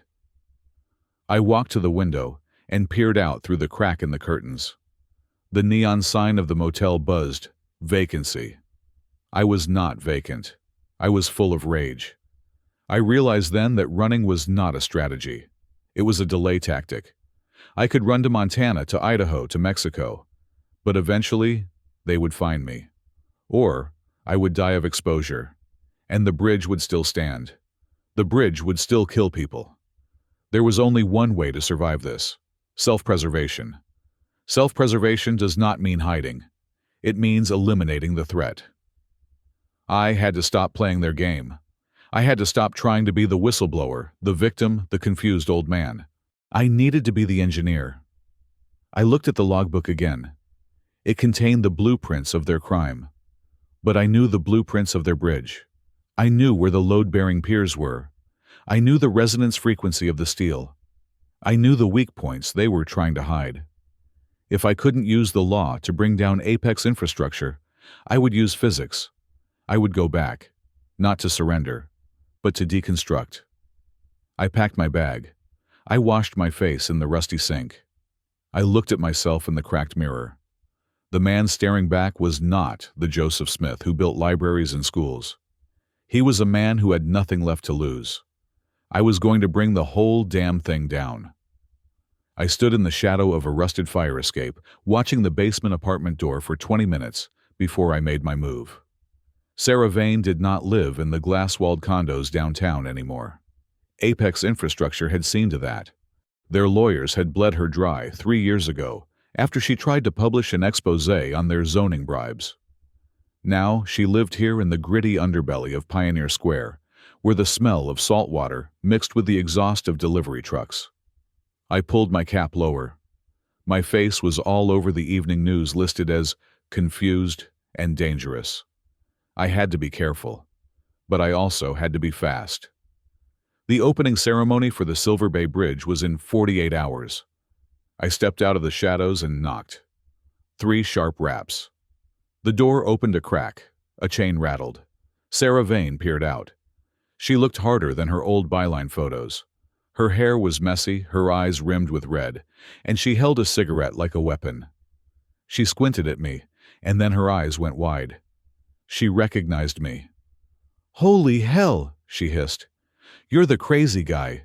The fugitive." She tried to slam the door, but I jammed the toe of my boot into the gap. It hurt my foot, but I didn't flinch. "Get your foot out of my door or I will scream," she threatened, her voice gravelly. "I don't have anything worth stealing and I don't want to be murdered by a geriatric mental patient." "I am not crazy, Ms. Vane," I said, my voice steady and low. "And I am not here to hurt you. I am here to give you the story that you tried to write 3 years ago. The story that Apex destroyed you for." "I'm not a reporter anymore," she spat. "Go away." "You are living in a death trap," I said, calmly, pointing to the ceiling beam visible through the crack in the door. "That main support beam above your head. It has a deflection of at least 2 inches. I can see the stress fractures in the plaster. Whoever removed the load-bearing wall to create this open-plan layout didn't install a proper steel lintel. If a heavy truck drives by outside this ceiling, is going to come down on top of you." Sarah paused. She looked up at the ceiling, then back at me. The fear in her eyes was replaced by confusion. "What are you talking about?" "I am a structural engineer, Sarah. A damn good one. And I know a structural failure when I see one. Just like I know that the Silver Bay Bridge is going to collapse this weekend." She hesitated. The cigarette smoke curled around her face. She was weighing the risk. Curiosity, the reporter's disease, was warring with self-preservation. "You have 5 minutes," she said, undoing the chain. "If you try anything weird, I have a taser and I will use it." I stepped inside. The apartment was cluttered with stacks of old newspapers and empty takeout containers. It smelled of stale coffee and resentment. I moved to the small kitchen table and cleared a space. "They say you have dementia," Sarah said, leaning against the counter, her hand hovering near her pocket. "They say you tried to burn your house down." "They lie," I said. "My son Marcus is laundering money for Apex. They are using substandard steel and unverified cement. My wife found out. They killed her. Now they are trying to kill me." I reached into my jacket. Sarah flinched, her hand darting into her pocket. "Easy," I said. "Just paper." I pulled out the photocopies I had made at a 24-hour copy shop in Spokane before catching the bus back. I was not foolish enough to bring the originals or the logbook here. Those were buried in a waterproof bag in a storm drain 3 blocks away. I slid the photos across the table. Sarah walked over, keeping her distance, and looked down. She picked up the shot of the cracked pier. She picked up the shot of Marcus, shaking hands with Richard Sterling. "Jesus," she whispered. "Look at the date stamp," I said. 3 days before my wife died." She looked up at me, and the hardness in her face began to crack. She saw the technical precision in the notes I had scribbled in the margins. She saw the sanity in my eyes. "This is real," she said. It wasn't a question. "It is real, and it is happening now. They are opening that bridge on Saturday." I checked the forecast. A low-pressure system is moving in. Wind speeds of 40 miles an hour gusting to 60. "So, she asked, sitting down opposite me, the taser forgotten. Bridges are built for wind. Not this bridge, I said, tapping the photo of the rusted rebar. The tensile strength is compromised by at least 30%. Do you know what happens when you put a marching band, a convoy of dignitaries, and 5,000 pedestrians on a suspension bridge in high winds? No. Resonance, I said. Harmonic oscillation. The wind creates a vortex shedding effect. The deck starts to twist. Normally, the steel dampens it. But with that corroded rebar, with those hairline cracks in the piers, the concrete will not just crack, it will shatter. It will be catastrophic failure, 80% probability. Sarah stared at the photo. Her hands were trembling slightly. 80%. Minimum. If that bridge opens on Saturday, thousands of people go into the water. She lit another cigarette, her movements sharp and jerky. Why come to me? Why not the police? Why not the FBI? The police are bought. The sheriff is on the payroll. And the FBI needs time to investigate. We do not have time. We have 48 hours. I leaned forward. I came to you because you hate them. I came to you because you have nothing left to lose, just like me. Sarah took a long drag, exhaling a cloud of blue smoke. She looked at the wall, where a framed front page from 5 years ago hung her last big scoop before the fall. Richard Sterling, she murmured. That smug bastard. He laughed at me in court. He took my house. He took my reputation. We can take it all back, I said. But we have to do it my way. What's the plan? She asked. We publish online. I still have contacts at the Times. I can try to get a blog post up. Too slow, I shook my head. Apex has a team of lawyers who will slap an injunction on any story before it hits the server. They will call it fake news from a mental patient and a disgraced reporter. No one will listen until after the bodies are counted. Then, what? We interrupt the broadcast, I said. The opening ceremony is being televised live on every local channel. Sterling will be there. The governor, my son. You want to hijack the feed? Sarah laughed a bitter, sharp sound. How walking up to the microphone security will be tighter than the Pentagon. They have your face on every watch list. You won't get within a mile of that podium. I do not need to walk past security, I said. I need to walk under them. I pulled a folded piece of paper from my pocket. It was a sketch I had drawn on the bus. I designed the HVAC and ventilation systems for the City Hall Annex, where the VIP staging area is located, I explained. But more importantly, I consulted on the municipal access tunnels for the entire waterfront redevelopment 10 years ago. They reused the old conduits for the bridge's maintenance access. I pointed to a line on the sketch. This is the air intake for the bridge control room and the podium sound system. It runs beneath the main deck, accessible from the drainage outflow on the north bank. It is tight. It is dirty. But it bypasses the police cordon entirely. Sarah leaned in, tracing the line with her finger. You want to crawl inside the bridge. I want to get into the audio control booth, I corrected. Or at least get a signal into it. But I cannot do it alone. I am old. I am slow. I need a distraction. And I need someone to deliver the kill shot. The kill shot. The audio, I said. I have a recording of Marcus and Sterling confessing to the murder, confessing to the fraud. If we play that over the PA system while the cameras are rolling, they cannot spin that. They cannot hide. Sarah's eyes narrowed. She was processing the logistics. If you go into those tunnels, Joseph, and they find you, they will kill you. They won't arrest you. Not this time. I know, I said.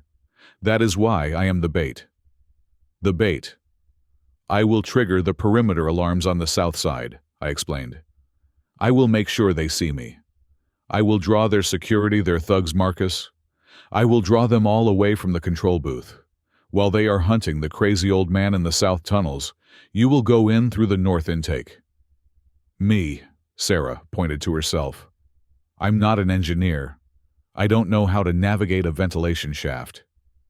It is a straight shot, I said. I will draw you a map. You get to the junction box for the PA system. I will show you how to patch in. You play the tape, and then you run." "And what happens to you?" she asked quietly. I looked at my hands. They were calloused, spotted with age. "I buy you time. I keep them busy." Sarah crushed her cigarette out in an overflowing ashtray.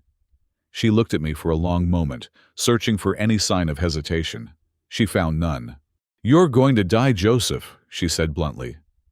"Even if the bridge doesn't fall, Marcus won't let you walk out of there." "I am already dead, Sarah," I said. "Joseph Smith died when his wife's heart stopped. The man sitting here is just a demolition charge waiting to go off." She stood up and walked to the window, peering out at the rain-slicked alley. "I have a recorder," she said, her back to me. "A high-end broadcast unit. If we can patch it into the main board, the quality will be crystal clear." She turned around. A fierce, predatory grin spread across her face. It was the face of the reporter she used to be. "Let's burn these bastards down," she said. We spent the next 6 hours refining the plan. I used my knowledge of the tunnel dimensions to calculate travel times. Sarah used her knowledge of media events to predict where the cameras would be positioned. "The wind is our wild card," I said, tapping the table. "If the gusts hit 50 miles an hour during the speech, the bridge will start to sway. We need to time the broadcast to coincide with the visible movement. When people feel the deck moving and then hear the confession, panic will be absolute, but it will save them. It will make them run off the bridge before the critical failure point." "So we are inciting a riot to prevent a massacre," Sarah summarized. "Self-preservation," I said. "For the crowd, and for the truth." "What about the tape?" she asked. "The recording of the confession. You said you have it." I didn't have it yet. That was the missing piece. I had the logbook, I had the photos. But I needed their voices. I needed the undeniable sound of their guilt. "I am going to get it tonight," I lied. I couldn't tell her I didn't have it. She would back out. I had to manufacture that moment. I had to force the confrontation I had simulated in my head. "Tonight," she looked skeptical. "I have a meeting arranged," I said. "With Marcus. He thinks I am surrendering." "You are insane," she shook her head.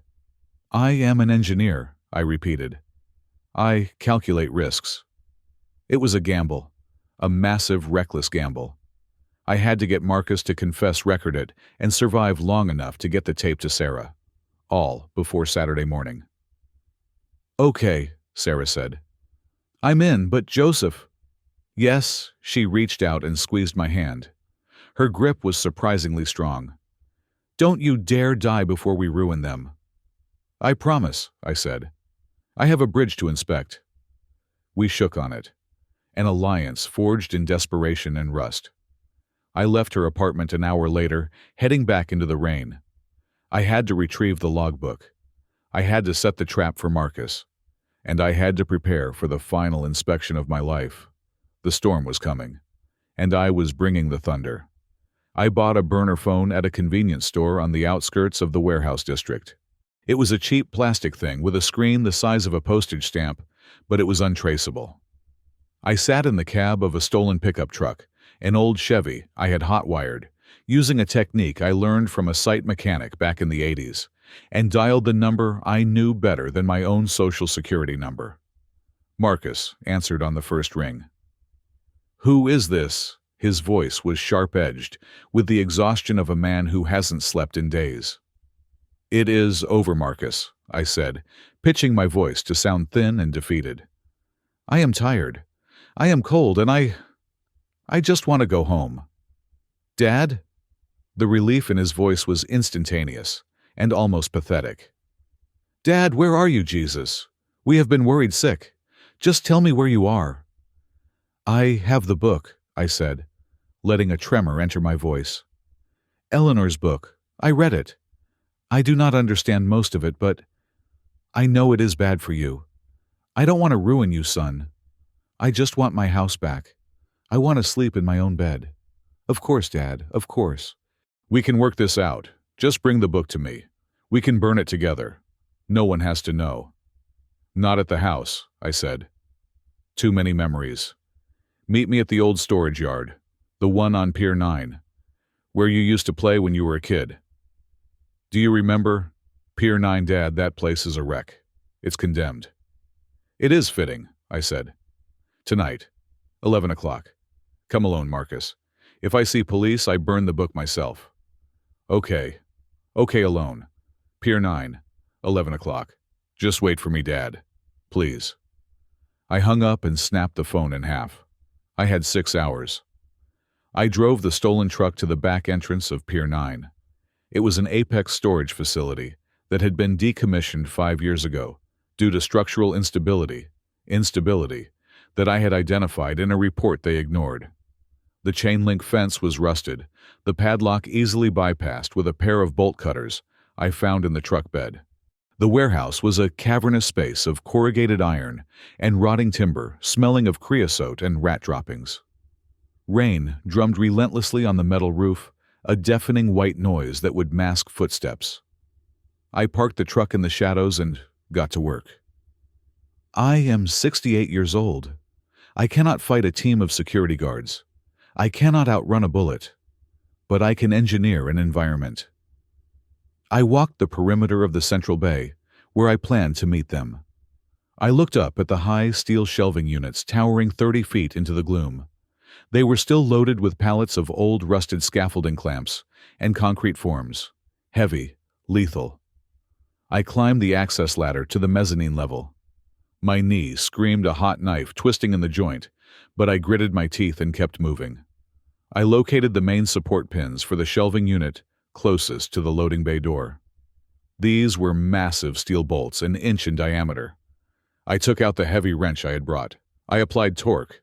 The nuts were seized with rust. I used a pipe as a breaker bar, putting my entire body weight into it. With a screech that sounded like a dying animal, the nut turned. I loosened it until it was hanging by a few threads. I did the same for the cross bracing. I was creating a deadfall, a structural trap. I climbed down and checked my watch. 2 hours left. I sat on a crate and pulled out the recording equipment Sarah had given me. It was a set of high-fidelity lapel microphones and a small transmitter box that used a 4G signal to stream audio directly to her server. I taped the microphones inside the lining of my jacket, one near the collar, one near the waist. I taped the transmitter to the small of my back. I tested the signal. A tiny green LED blinked. Live. Sarah, I whispered into my collar. If you are receiving this, I am in position. The trap is set. I checked my phone, the second burner I had kept.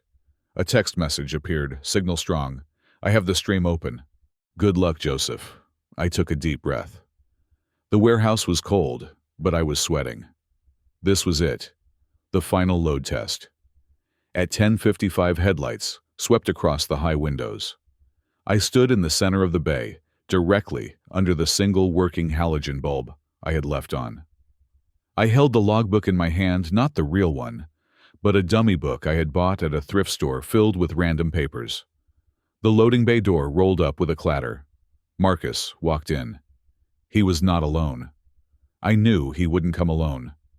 But seeing Richard Sterling walk in behind him, flanked by 3 men who looked like they were carved out of granite, still sent a shockwave through my system. Sterling was wearing a long camel hair coat that cost more than my truck. He looked out of place in the filth of the warehouse, like a diamond in a sewer. "Hello, Joseph," Sterling said, his voice smooth and projecting easily over the sound of the rain. "Marcus told me you were ready to be reasonable." "I told you to come alone," I said to Marcus, ignoring Sterling. Marcus looked pale, wretched. He wouldn't meet my eyes. "I had to, Dad. Richard. He needed to see the book." "Give it to me," Sterling said, extending a gloved hand. He snapped his fingers, and the 3 guards fanned out, blocking the exits. "First, tell me," I said, clutching the book to my chest. "Why Eleanor? She was just an old woman taking pictures," Sterling laughed. It was a dry, humorless sound. "Your wife was a nuisance, Joseph. A persistent, dangerous nuisance. She didn't just take pictures. She was sending samples to private labs. She was building a RICO case against us. We tried to warn her. We sent people to scare her. But she wouldn't stop. "So you killed her," I said. "You swapped her heart medication." Sterling's smile faded. He took a step closer. "She had a weak heart. We just helped nature take its course. It was a business decision, a necessary correction to protect an asset. And frankly, she brought it on herself. Curiosity killed the cat, Joseph." "And you, Marcus," I turned to my son. "You knew you let them kill your mother." Marcus flinched, as if I had struck him. "Dad, please. You don't understand. I owed them.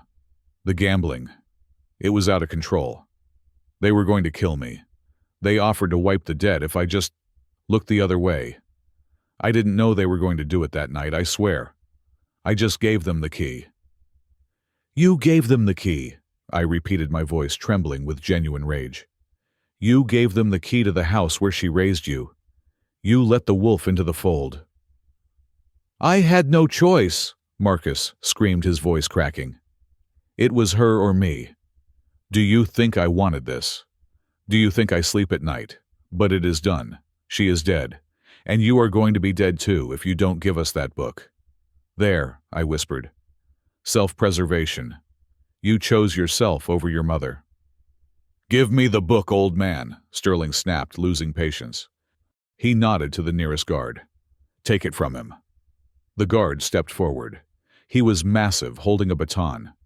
I took a step back, positioning myself directly next to the support column I had compromised. "You admitted it," I said, loud and clear for the microphones. "You murdered Eleanor Smith. You, Richard Sterling, and you, Marcus Smith. You poisoned her to cover up the defective steel in the Silver Bay Bridge." "Who are you talking to?" Sterling asked, his eyes narrowing. He pulled a small device from his pocket, a signal detector. It lit up red. "He's wearing a wire," Sterling shouted. "Jam it now." One of the guards pulled a bulky device from his jacket and pressed a button. A high-pitched whine filled the air. The green LED on my transmitter turned red, then died. The connection to Sarah was cut. "Clever," Sterling sneered. "Very clever, but amateur. Did you really think we wouldn't scan for a signal?" He pulled a gun from his coat, a sleek black pistol with a silencer. "Kill him," Sterling ordered. "Make it look like an accident." He was squatting in a condemned building. The roof collapsed. Tragic. The 3 guards moved in. Marcus turned away, covering his face with his hands. "I am sorry, Dad," he sobbed. I looked at the guard approaching me. He was 5 feet away. I looked up at the shelving unit towering above us. "Structural failure," I said calmly, "is often caused by a single critical weakness." I raised my boot and kicked the loosened nut on the support bolt. I put every ounce of my strength into it. The bolt, already hanging by a thread, sheared off. A groan of tortured metal echoed through the warehouse louder than the rain. "What the—" The guard looked up. The massive steel rack loaded with tons of concrete forms groaned again. Then it twisted. "Move!" Sterling screamed. It was too late. The shelving unit buckled. It didn't fall straight down, it toppled forward, a cascade of steel and heavy pallets crashing down like a tsunami of iron. The guard closest to me disappeared under a rain of scaffolding clamps. The floor shook so violently it knocked me off my feet. Dust billowed up in a choking cloud. Sterling and the other guards dove for cover. Marcus was thrown backward by the impact. The collapse created a wall of debris between me and them, a chaotic barricade of twisted metal and shattered wood. I scrambled to my feet, coughing in the dust. My path to the loading dock was blocked, but the impact had punched a hole in the rotting sidewall of the warehouse. "Get him!" I heard Sterling screaming from the other side of the debris. "Dig through, find him." I didn't wait. I squeezed through the jagged hole in the wall, tearing my jacket and scraping my skin. I tumbled out into the mud and rain of the alley. I could hear them shouting behind me. I could hear them climbing over the wreckage. I ran. I ran with a limp that felt like fire. I ran toward the dark water of the bay. I ran because I had the confession. It was recorded on the memory card in the device taped to my back.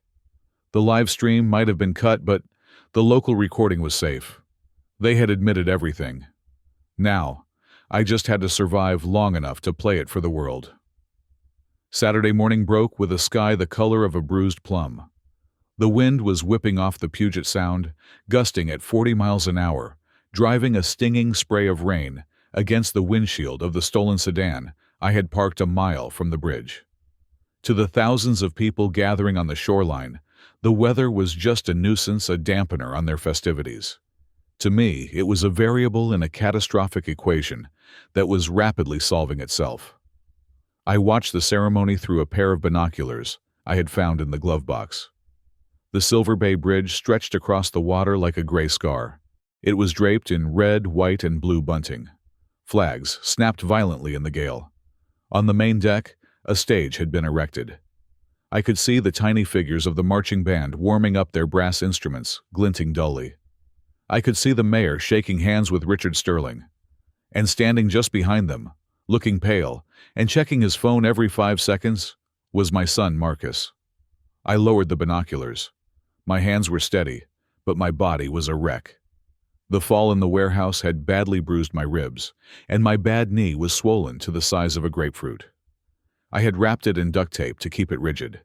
Pain was just a signal, like a warning light on a dashboard. You could ignore it if the mission was critical enough. I checked my pocket. The recording device was gone. I had met Sarah at 3 in the morning in a 24-hour diner 3 towns over. I had handed her the memory card with the confession. Her eyes had widened as she listened to Sterling admit to the murder. "This is it," she had said.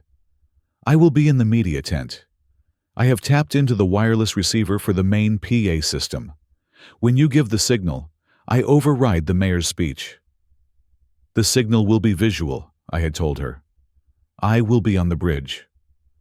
Now, I put on the hard hat and the high-visibility vest I had stolen from a construction truck on my way here. I clipped a fake ID badge to my chest. It was just a library card turned backward, but at a distance, it looked official. I opened the car door and stepped into the wind. It pushed against me, physical and heavy. I did not head for the main entrance where the police cordon was thickest. I headed for the shoreline, scrambling down the wet rocks to the base of the massive concrete abutment on the north side. This was the anchor point where the suspension cables buried themselves into the earth. I found the maintenance hatch I had identified on the blueprints. It was locked, but the padlock was a cheap master lock. A few sharp blows with a rock shattered the mechanism. I pulled the heavy steel door open and slipped inside. The noise hit me instantly. Above ground, the wind was a howl. Down here, inside the hollow concrete belly of the bridge, it was a roar. The structure acted as a massive resonance chamber. I could hear the traffic of the VIP motorcade rolling onto the deck far above a deep, rhythmic thump, thump, thump. I turned on my flashlight and began to climb. The internal service ladder rose vertically for 200 feet through the hollow pier. I gritted my teeth. Every rung was a battle. My knees screamed. My ribs ached. But I climbed. 1 rung, 2 rungs. Don't look down. Look at the concrete. As I climbed, I inspected the walls of the shaft. What I saw made my blood run cold. There were new cracks. Not the hairline fractures from Eleanor's photos. These were fresh, jagged tears in the concrete, bleeding dust. The bridge was moving. I reached the catwalk level, a steel grate walkway that ran the entire length of the bridge, suspended just 10 feet below the main roadway. The noise here was deafening. The tires of the heavy limousines rolling overhead sounded like thunder. I moved as fast as my leg would allow, heading toward Pier 4, the weak link. I needed to verify the vibration levels before I gave the signal. I needed to know exactly how much time we had. I was halfway to the pier when the lights on the catwalk flickered. A voice boomed over the internal intercom system, distorted by static. "Security alert. Unauthorized access in Sector 4. Maintainers report a breach at the north abutment." I froze. There were cameras down here. I looked up and saw a small black dome mounted on a truss, its red eye blinking at me. Marcus. He was watching the monitors in the command post. "It's him," Marcus's voice cut through the static, high-pitched and hysterical. "It's my father's Sector Force and the team. Don't let him reach the electronics." He thought I was going to plant a bomb. He didn't understand. I was the bomb. I started to run. The catwalk was slick with grease and condensation. Below me through the grate was a 200-foot drop to the churning gray water of the bay. Above me, the steel girders groaned and shrieked as the wind buffeted the bridge. I heard the heavy metal door at the far end of the catwalk bang open. 2 men in tactical gear sprinted onto the walkway. They were 300 yards away, but they were fast. "Stop!" one of them shouted, raising a weapon. "Stop or we fire!" I didn't stop. I ducked behind a massive steel crossbrace, just as a bullet sparked off the metal railing next to my head. They were shooting to kill. On the day of the opening. They didn't care about the noise the wind and the marching band above would mask the shots. I scrambled forward, keeping low. The engineering of the bridge became my cover. I weaved through the lattice of the trusses, using the diagonal bracing as shields. I knew the geometry of this place. I knew where the blind spots were. I reached Pier 4. This was it. The critical failure point. I pulled out the vibration meter I had built from a smartphone and a piezoelectric sensor I had scavenged. I pressed it against the main vertical support beam. The screen lit up with a red graph. My heart stopped. The amplitude was off the charts. The bridge was oscillating at 0.4 hertz. That was the natural frequency of the structure. "Resonance," I whispered. The marching band. Above my head I could hear the rhythmic thud-thud-thud of 100 drummers and marching feet. They were walking in lockstep, and the wind was gusting at the exact right interval to amplify the movement. The bridge wasn't just shaking, it was dancing. It was the Tacoma Narrows Bridge all over again, but this time the steel was rotten. I looked at the sensor. The readout climbed. 0.5 hertz. The cracks I had seen in the photos, they were expanding. I could actually hear the rebar snapping inside the concrete, a sound like popcorn popping magnified 1,000 times. The bridge wasn't going to collapse in a month or a week. It was going to collapse now. I looked back. The guards were closing in. They were 100 yards away. I had a choice. I could keep going along the catwalk to the South Tower, escape through the maintenance hatch and disappear. Sarah would play the tape. The truth would come out. I would survive.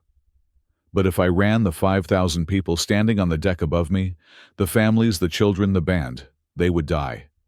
They would be swimming in concrete and steel within 10 minutes. Self-preservation. That was the lesson, right?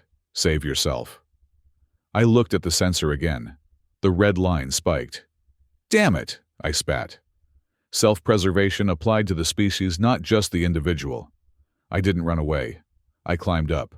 I found the access hatch that led directly to the road deck. It was right above Pier 4. I spun the wheel. It was heavy, fighting me, but the adrenaline gave me the strength of a younger man. The hatch popped open. I pulled myself up, gasping for air, and emerged into the blinding gray daylight. I was standing in the middle of the road, right behind the VIP stage. The scene was surreal. The wind was tearing at the decorations. The mayor was at the podium, his speech whipping away in the gale. Richard Sterling stood next to him, smiling that shark-like smile. Marcus was to the left, whispering into a radio, his face pale as death. The crowd stretched out before me, a sea of coats and umbrellas. The marching band was arrayed in formation, playing a patriotic tune that sounded discordant and warped in the wind. No one noticed me at first. I was just a dirty man in a vest emerging from a hole in the ground. Then the bridge lurched. It wasn't a subtle vibration. It was a heave. The deck dropped 6 inches and then sprang back up. The crowd gasped. The mayor grabbed the podium to steady himself. "Just a little wind, folks," the mayor shouted into the microphone, his voice nervous. "Built to flex, perfectly safe." "Liar!" I screamed. I lunged forward, ignoring the pain in my leg. I vaulted onto the low stage. Marcus saw me first. His eyes bulged. "Dad," Sterling spun around. "Security, get him." Two uniformed police officers stepped toward me, but the bridge heaved again, harder this time. A feedback squeal ripped through the speakers as a microphone stand fell over. I didn't go for Marcus. I didn't go for Sterling. I went for the mayor. I tackled the man not to hurt him, but to get the microphone. We wrestled for a second, a confused tangle of limbs, before I ripped the wireless mic from his hand. I scrambled to my feet, backing away toward the edge of the stage. The wind nearly blew me over. "Listen to me," I roared into the microphone. My voice boomed out over the massive speaker towers, rolling like thunder across the crowd. "This bridge is collapsing right now." "Cut the feed," Sterling screamed, lunging at the sound engineer. "Cut it." "The steel is rotten," I yelled, pointing at the pier beneath us. "You are standing on a death trap. Run. Get off the bridge. Move." The crowd stood frozen, confused. They looked at the crazy man in the dirty vest. They looked at the mayor in his suit. Normalcy bias is a powerful drug. They didn't want to believe they were in danger. Then Sarah played her card. Suddenly, the speakers crackled. The feed from the microphone cut out, replaced by a clear digital audio recording. It was Richard Sterling's voice. Unmistakable. Arrogant. "We just helped nature take its course. It was a business decision. A necessary correction. She had a weak heart." The crowd went silent. The wind seemed to hold its breath. Then, Marcus's voice filled the air, sobbing, pathetic. "I had no choice. It was her or me. I gave them the key. I let them kill her." Sterling froze. He looked at the speakers, then at me. His face went from red to a terrifying shade of white. "Murderers!" I screamed, my voice raw, even without the mic. "They killed my wife to hide the cracks. Look at the ground. Look at the cracks." As if on command, a loud crack echoed like a gunshot. A fissure opened up in the asphalt, right in front of the stage. It zigzagged across the center line, widening instantly to 2 inches. The spell broke. Panic is a fluid. It flows faster than water. "Run!" someone screamed. The stampede began. 5,000 people turned and ran toward the shore. The marching band dropped their instruments, the brass tubas and trumpets clattering onto the road. Parents grabbed children. The VIPs scrambled over the barriers. "Get him!" Sterling shrieked, pointing at me. "Kill him!" He pulled his gun. He didn't care anymore. The facade was gone. He was going to end this. But the bridge had other plans. A massive vertical cable, the main suspender holding up Pier 4, snapped. It sounded like a cannon firing. The steel cable, 3 inches thick, whipped through the air like a lash. It sliced through the VIP tent, shredding the canvas. The deck under our feet dropped 3 feet in a split second. Sterling lost his footing. The gun skittered across the stage. Marcus fell to his knees, clutching the railing, screaming. I didn't fall. I dropped my center of gravity. I rode the movement. I knew the rhythm now. "Run, you fools!" I yelled at the police officers, who were still trying to figure out who to arrest.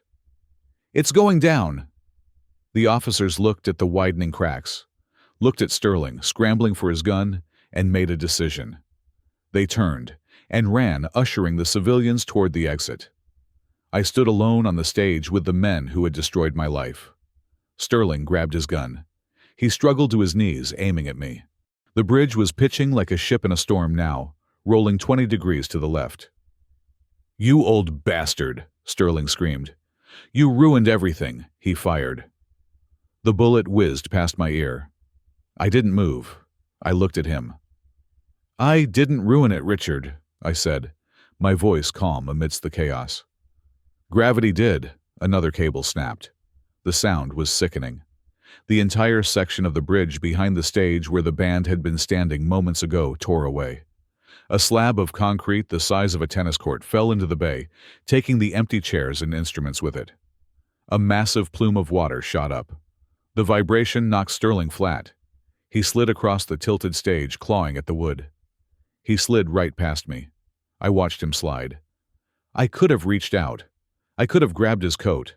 I didn't. He hit the railing, the cheap, decorative aluminum railing that Apex had installed to save money. It gave way instantly. Sterling screamed as he went over the edge. He fell 200 feet, his camel hair coat flapping like broken wings, until he hit the gray water. He didn't come up. Marcus was clinging to a stanchion, sobbing. He looked at me, his eyes wide with terror. "Dad, help me, Dad!" The bridge groaned. The main tower was twisting. The deck we were standing on was about to separate. I looked at the shore. The crowd was clearing the span. They were making it.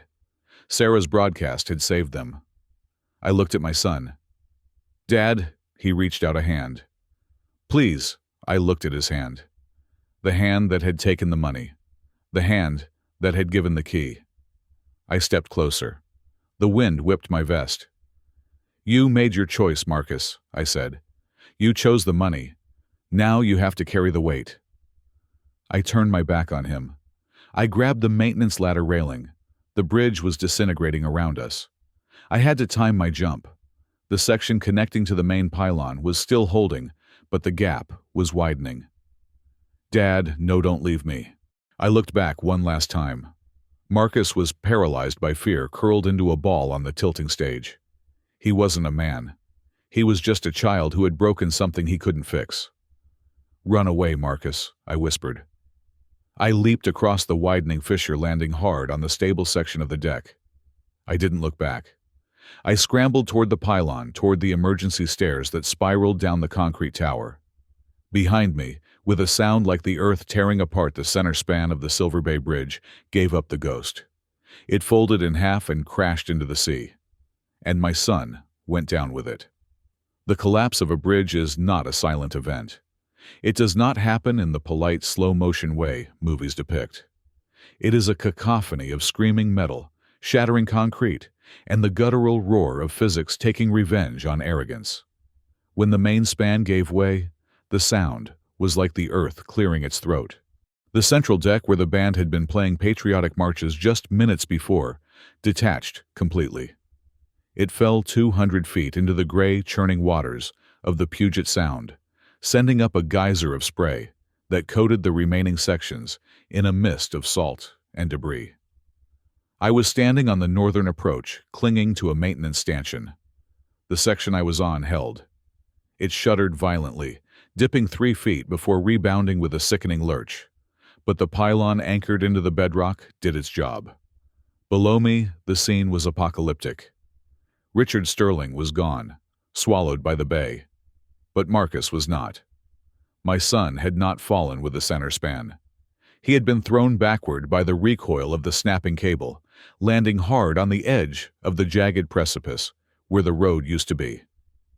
He was clinging to a piece of twisted rebar that stuck out of the fractured concrete like a skeletal finger. His legs were dangling over the abyss. "Dad," he screamed. The sound tore through the wind, thin and desperate. "Help me, I'm slipping, Dad." I looked at him. He was 10 feet away, a simple gap to bridge. I could have crawled to the edge. I could have reached out my hand. I could have pulled him back onto the solid deck. The crowd behind us was gone, evacuated to the safety of the shoreline, thanks to the warning. The police had retreated. It was just me and him. "Dad, please, I don't want to die." I stared at his face. It was the face of the boy I had taught to fish, the face of the teenager I had taught to drive, the face of the man who had sat in my living room 3 days ago and threatened to burn down my house. It was the face of the man who had handed Richard Sterling the key to our home, knowing his mother was inside. A strange calm settled over me. The wind whipped my hair. The bridge groaned beneath my boots.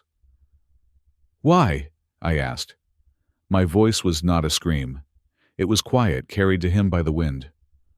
"I'm sorry," he wailed, his grip slipping on the wet steel. "I'm sorry about Mom. I'm sorry about everything. Just pull me up." I took a step forward. Marcus's eyes lit up with hope. He reached out one hand, his fingers clawing at the air. "You are not sorry," I said, stopping 5 feet from the edge. "You are just afraid." "Dad, what are you doing?" "I am inspecting the failure," I said. "This bridge failed because of corruption in the materials. It rotted from the inside out." "Dad, you are the rot Marcus." I stood there. I did not move forward. I did not move back. I watched him struggle. I watched the realization dawn in his eyes, the terrifying understanding that his father was not going to save him, that the bond of blood which he had severed for money was not strong enough to hold his weight anymore. "Self-preservation, Marcus," I whispered. "You told me to move to a home for my own safety. You told me the world was dangerous for old men." "You were right." His hand slipped. No. Dollars. The rebar held. But his grip did not. He didn't scream as he fell. He just looked at me with wide, disbelief-filled eyes until the gray mist swallowed him. I stood alone on the edge of the world. The silence returned heavy and final. I turned around and walked back toward the shore. The flashing lights of the emergency vehicles painted the wet asphalt in chaotic strokes of red and blue. The survivors were huddled in blankets, weeping, hugging their children. Sarah Vane was standing near a police cruiser. She saw me emerge from the mist, limping covered in grease and concrete dust. She ran to me. "Joseph," she grabbed my shoulders. "I thought you were dead. I saw the collapse on the monitor. I thought—" "The pylon held," I said simply. "Sterling Marcus." "Gone," I said. "Both of them." A team of FBI agents, wearing jackets emblazoned with Evidence Response Team, was already swarming the command tent. They were seizing computers. They were cuffing the remaining Apex executives who hadn't managed to flee. The logbook, the photos, the recording. It was all out there now. Sarah had uploaded the files to 3 different servers the moment the bridge started to shake. The truth was viral. It was unstoppable. A young paramedic tried to guide me to an ambulance. "Sir, you're bleeding. You need to sit down." I pushed him away gently. "I am fine." I looked at Sarah. "Thank you." She had tears in her eyes. "We did it, Joseph. We stopped them." "You stopped them," I corrected. "I just cleared the debris." I didn't stay for the interviews.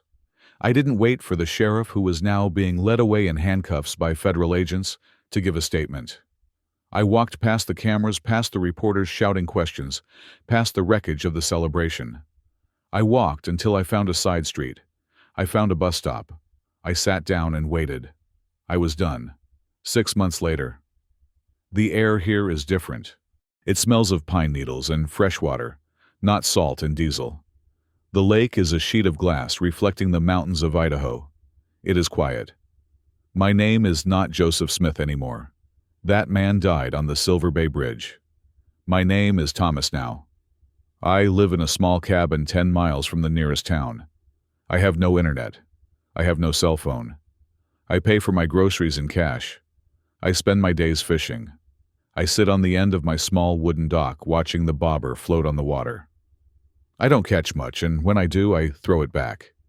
It is the waiting I like, the patience. I read the newspapers when I go into town. The trial is the biggest story in the country. They are calling it the Apex scandal. Richard Sterling's body was never found, but the charges against his estate are enough to bankrupt his family for 10 generations. The investigation uncovered a network of bribery that went all the way to the governor's office. Marcus's body was recovered 3 days after the collapse. He washed up near the old ferry terminal. They buried him next to Eleanor. I did not go to the funeral. Clara is in prison. She wasn't on the bridge, but the investigation revealed she was managing the shell accounts for Marcus. She got 10 years for conspiracy and money laundering. She wrote me a letter once sent to my old P.O. box in Seattle. I never opened it. I burned it in my wood stove, watching the paper curl and turn to ash. People say family is everything. They say you should forgive. They say blood is thicker than water. They are wrong. I sit here watching the sun dip below the tree line, and I feel a profound, clean peace. I miss Eleanor every day. I talk to her sometimes when the wind rustles the trees. I tell her about the lake. I tell her the justice system is finally working. But I do not miss my children. It is a hard thing to say, a taboo thing, but it is the truth. They were not my children anymore. They were infections. They were structural flaws in the foundation of my life. If I had let them stay, if I had tried to save them, they would have brought the whole house down on top of me. My wife died because she tried to be a hero. She tried to fight them with logic and law, believing that the truth was a shield. She didn't understand that when you are fighting monsters, you cannot bring a rule book. You have to bring a wrecking ball. I survived because I accepted the reality of the load. I calculated the stress. And when the critical moment came, I cut the cable. I look at my hands. They are old, spotted with age, but they are steady. I can still tie a fishing knot. I can still chop wood. I can still breathe. Some might call me cold. Some might say I abandoned my son to die. Let them judge. They were not there. They did not see the cracks. They did not feel the vibration of betrayal, shaking the ground beneath their feet. I reeled in my line. The hook was bare. The fish had stolen the bait. Smart fish. I packed up my tackle box. The sun was gone now, leaving the sky a bruised purple, reminding me of that morning on the bridge. I walked back up the path to my cabin. It is a sturdy structure. I checked the beams myself. I reinforced the foundation. It will hold against the wind. It will hold against the snow. And most importantly, I have the only key. I poured myself a cup of coffee and sat on the porch listening to the crickets. Self-preservation is not just about staying alive. It is about preserving the part of you that is decent, the part of you that knows right from wrong. If I had saved Marcus, if I had let him live to lie another day, I would have lost that part of myself. I would have become an accomplice. I chose to remain an engineer. I rejected the bad material. And now the structure stands. It is a lonely life, but it is a solid one. And in a world built on lies, solidity is the only thing that matters. Thank you for listening to my story. It wasn't easy to tell, but the truth rarely is. If you are listening to this, I want to ask you a question. Have you ever had to cut someone out of your life to save yourself? It doesn't have to be a bridge collapse. It can be a toxic friend, a lying partner, or a family member who drains you dry. Where do you draw the line between loyalty and self-preservation? I would love to hear your thoughts. Please tell me where you are listening from in the comments below. Are you in a quiet room, on a bus driving home from work? Let's share our stories. If this story resonated with you, if you felt the tension and the release, please consider subscribing to the channel Bittersweet Revenge. Hit that like button to help us grow. And if you really want to support the truth, smash that hype button, so this video can reach more people who need to hear that. Sometimes walking away is the bravest thing you can do. Stay safe out there, check your foundations, and never be afraid to stand alone. Signing off, Thomas, formerly Joseph.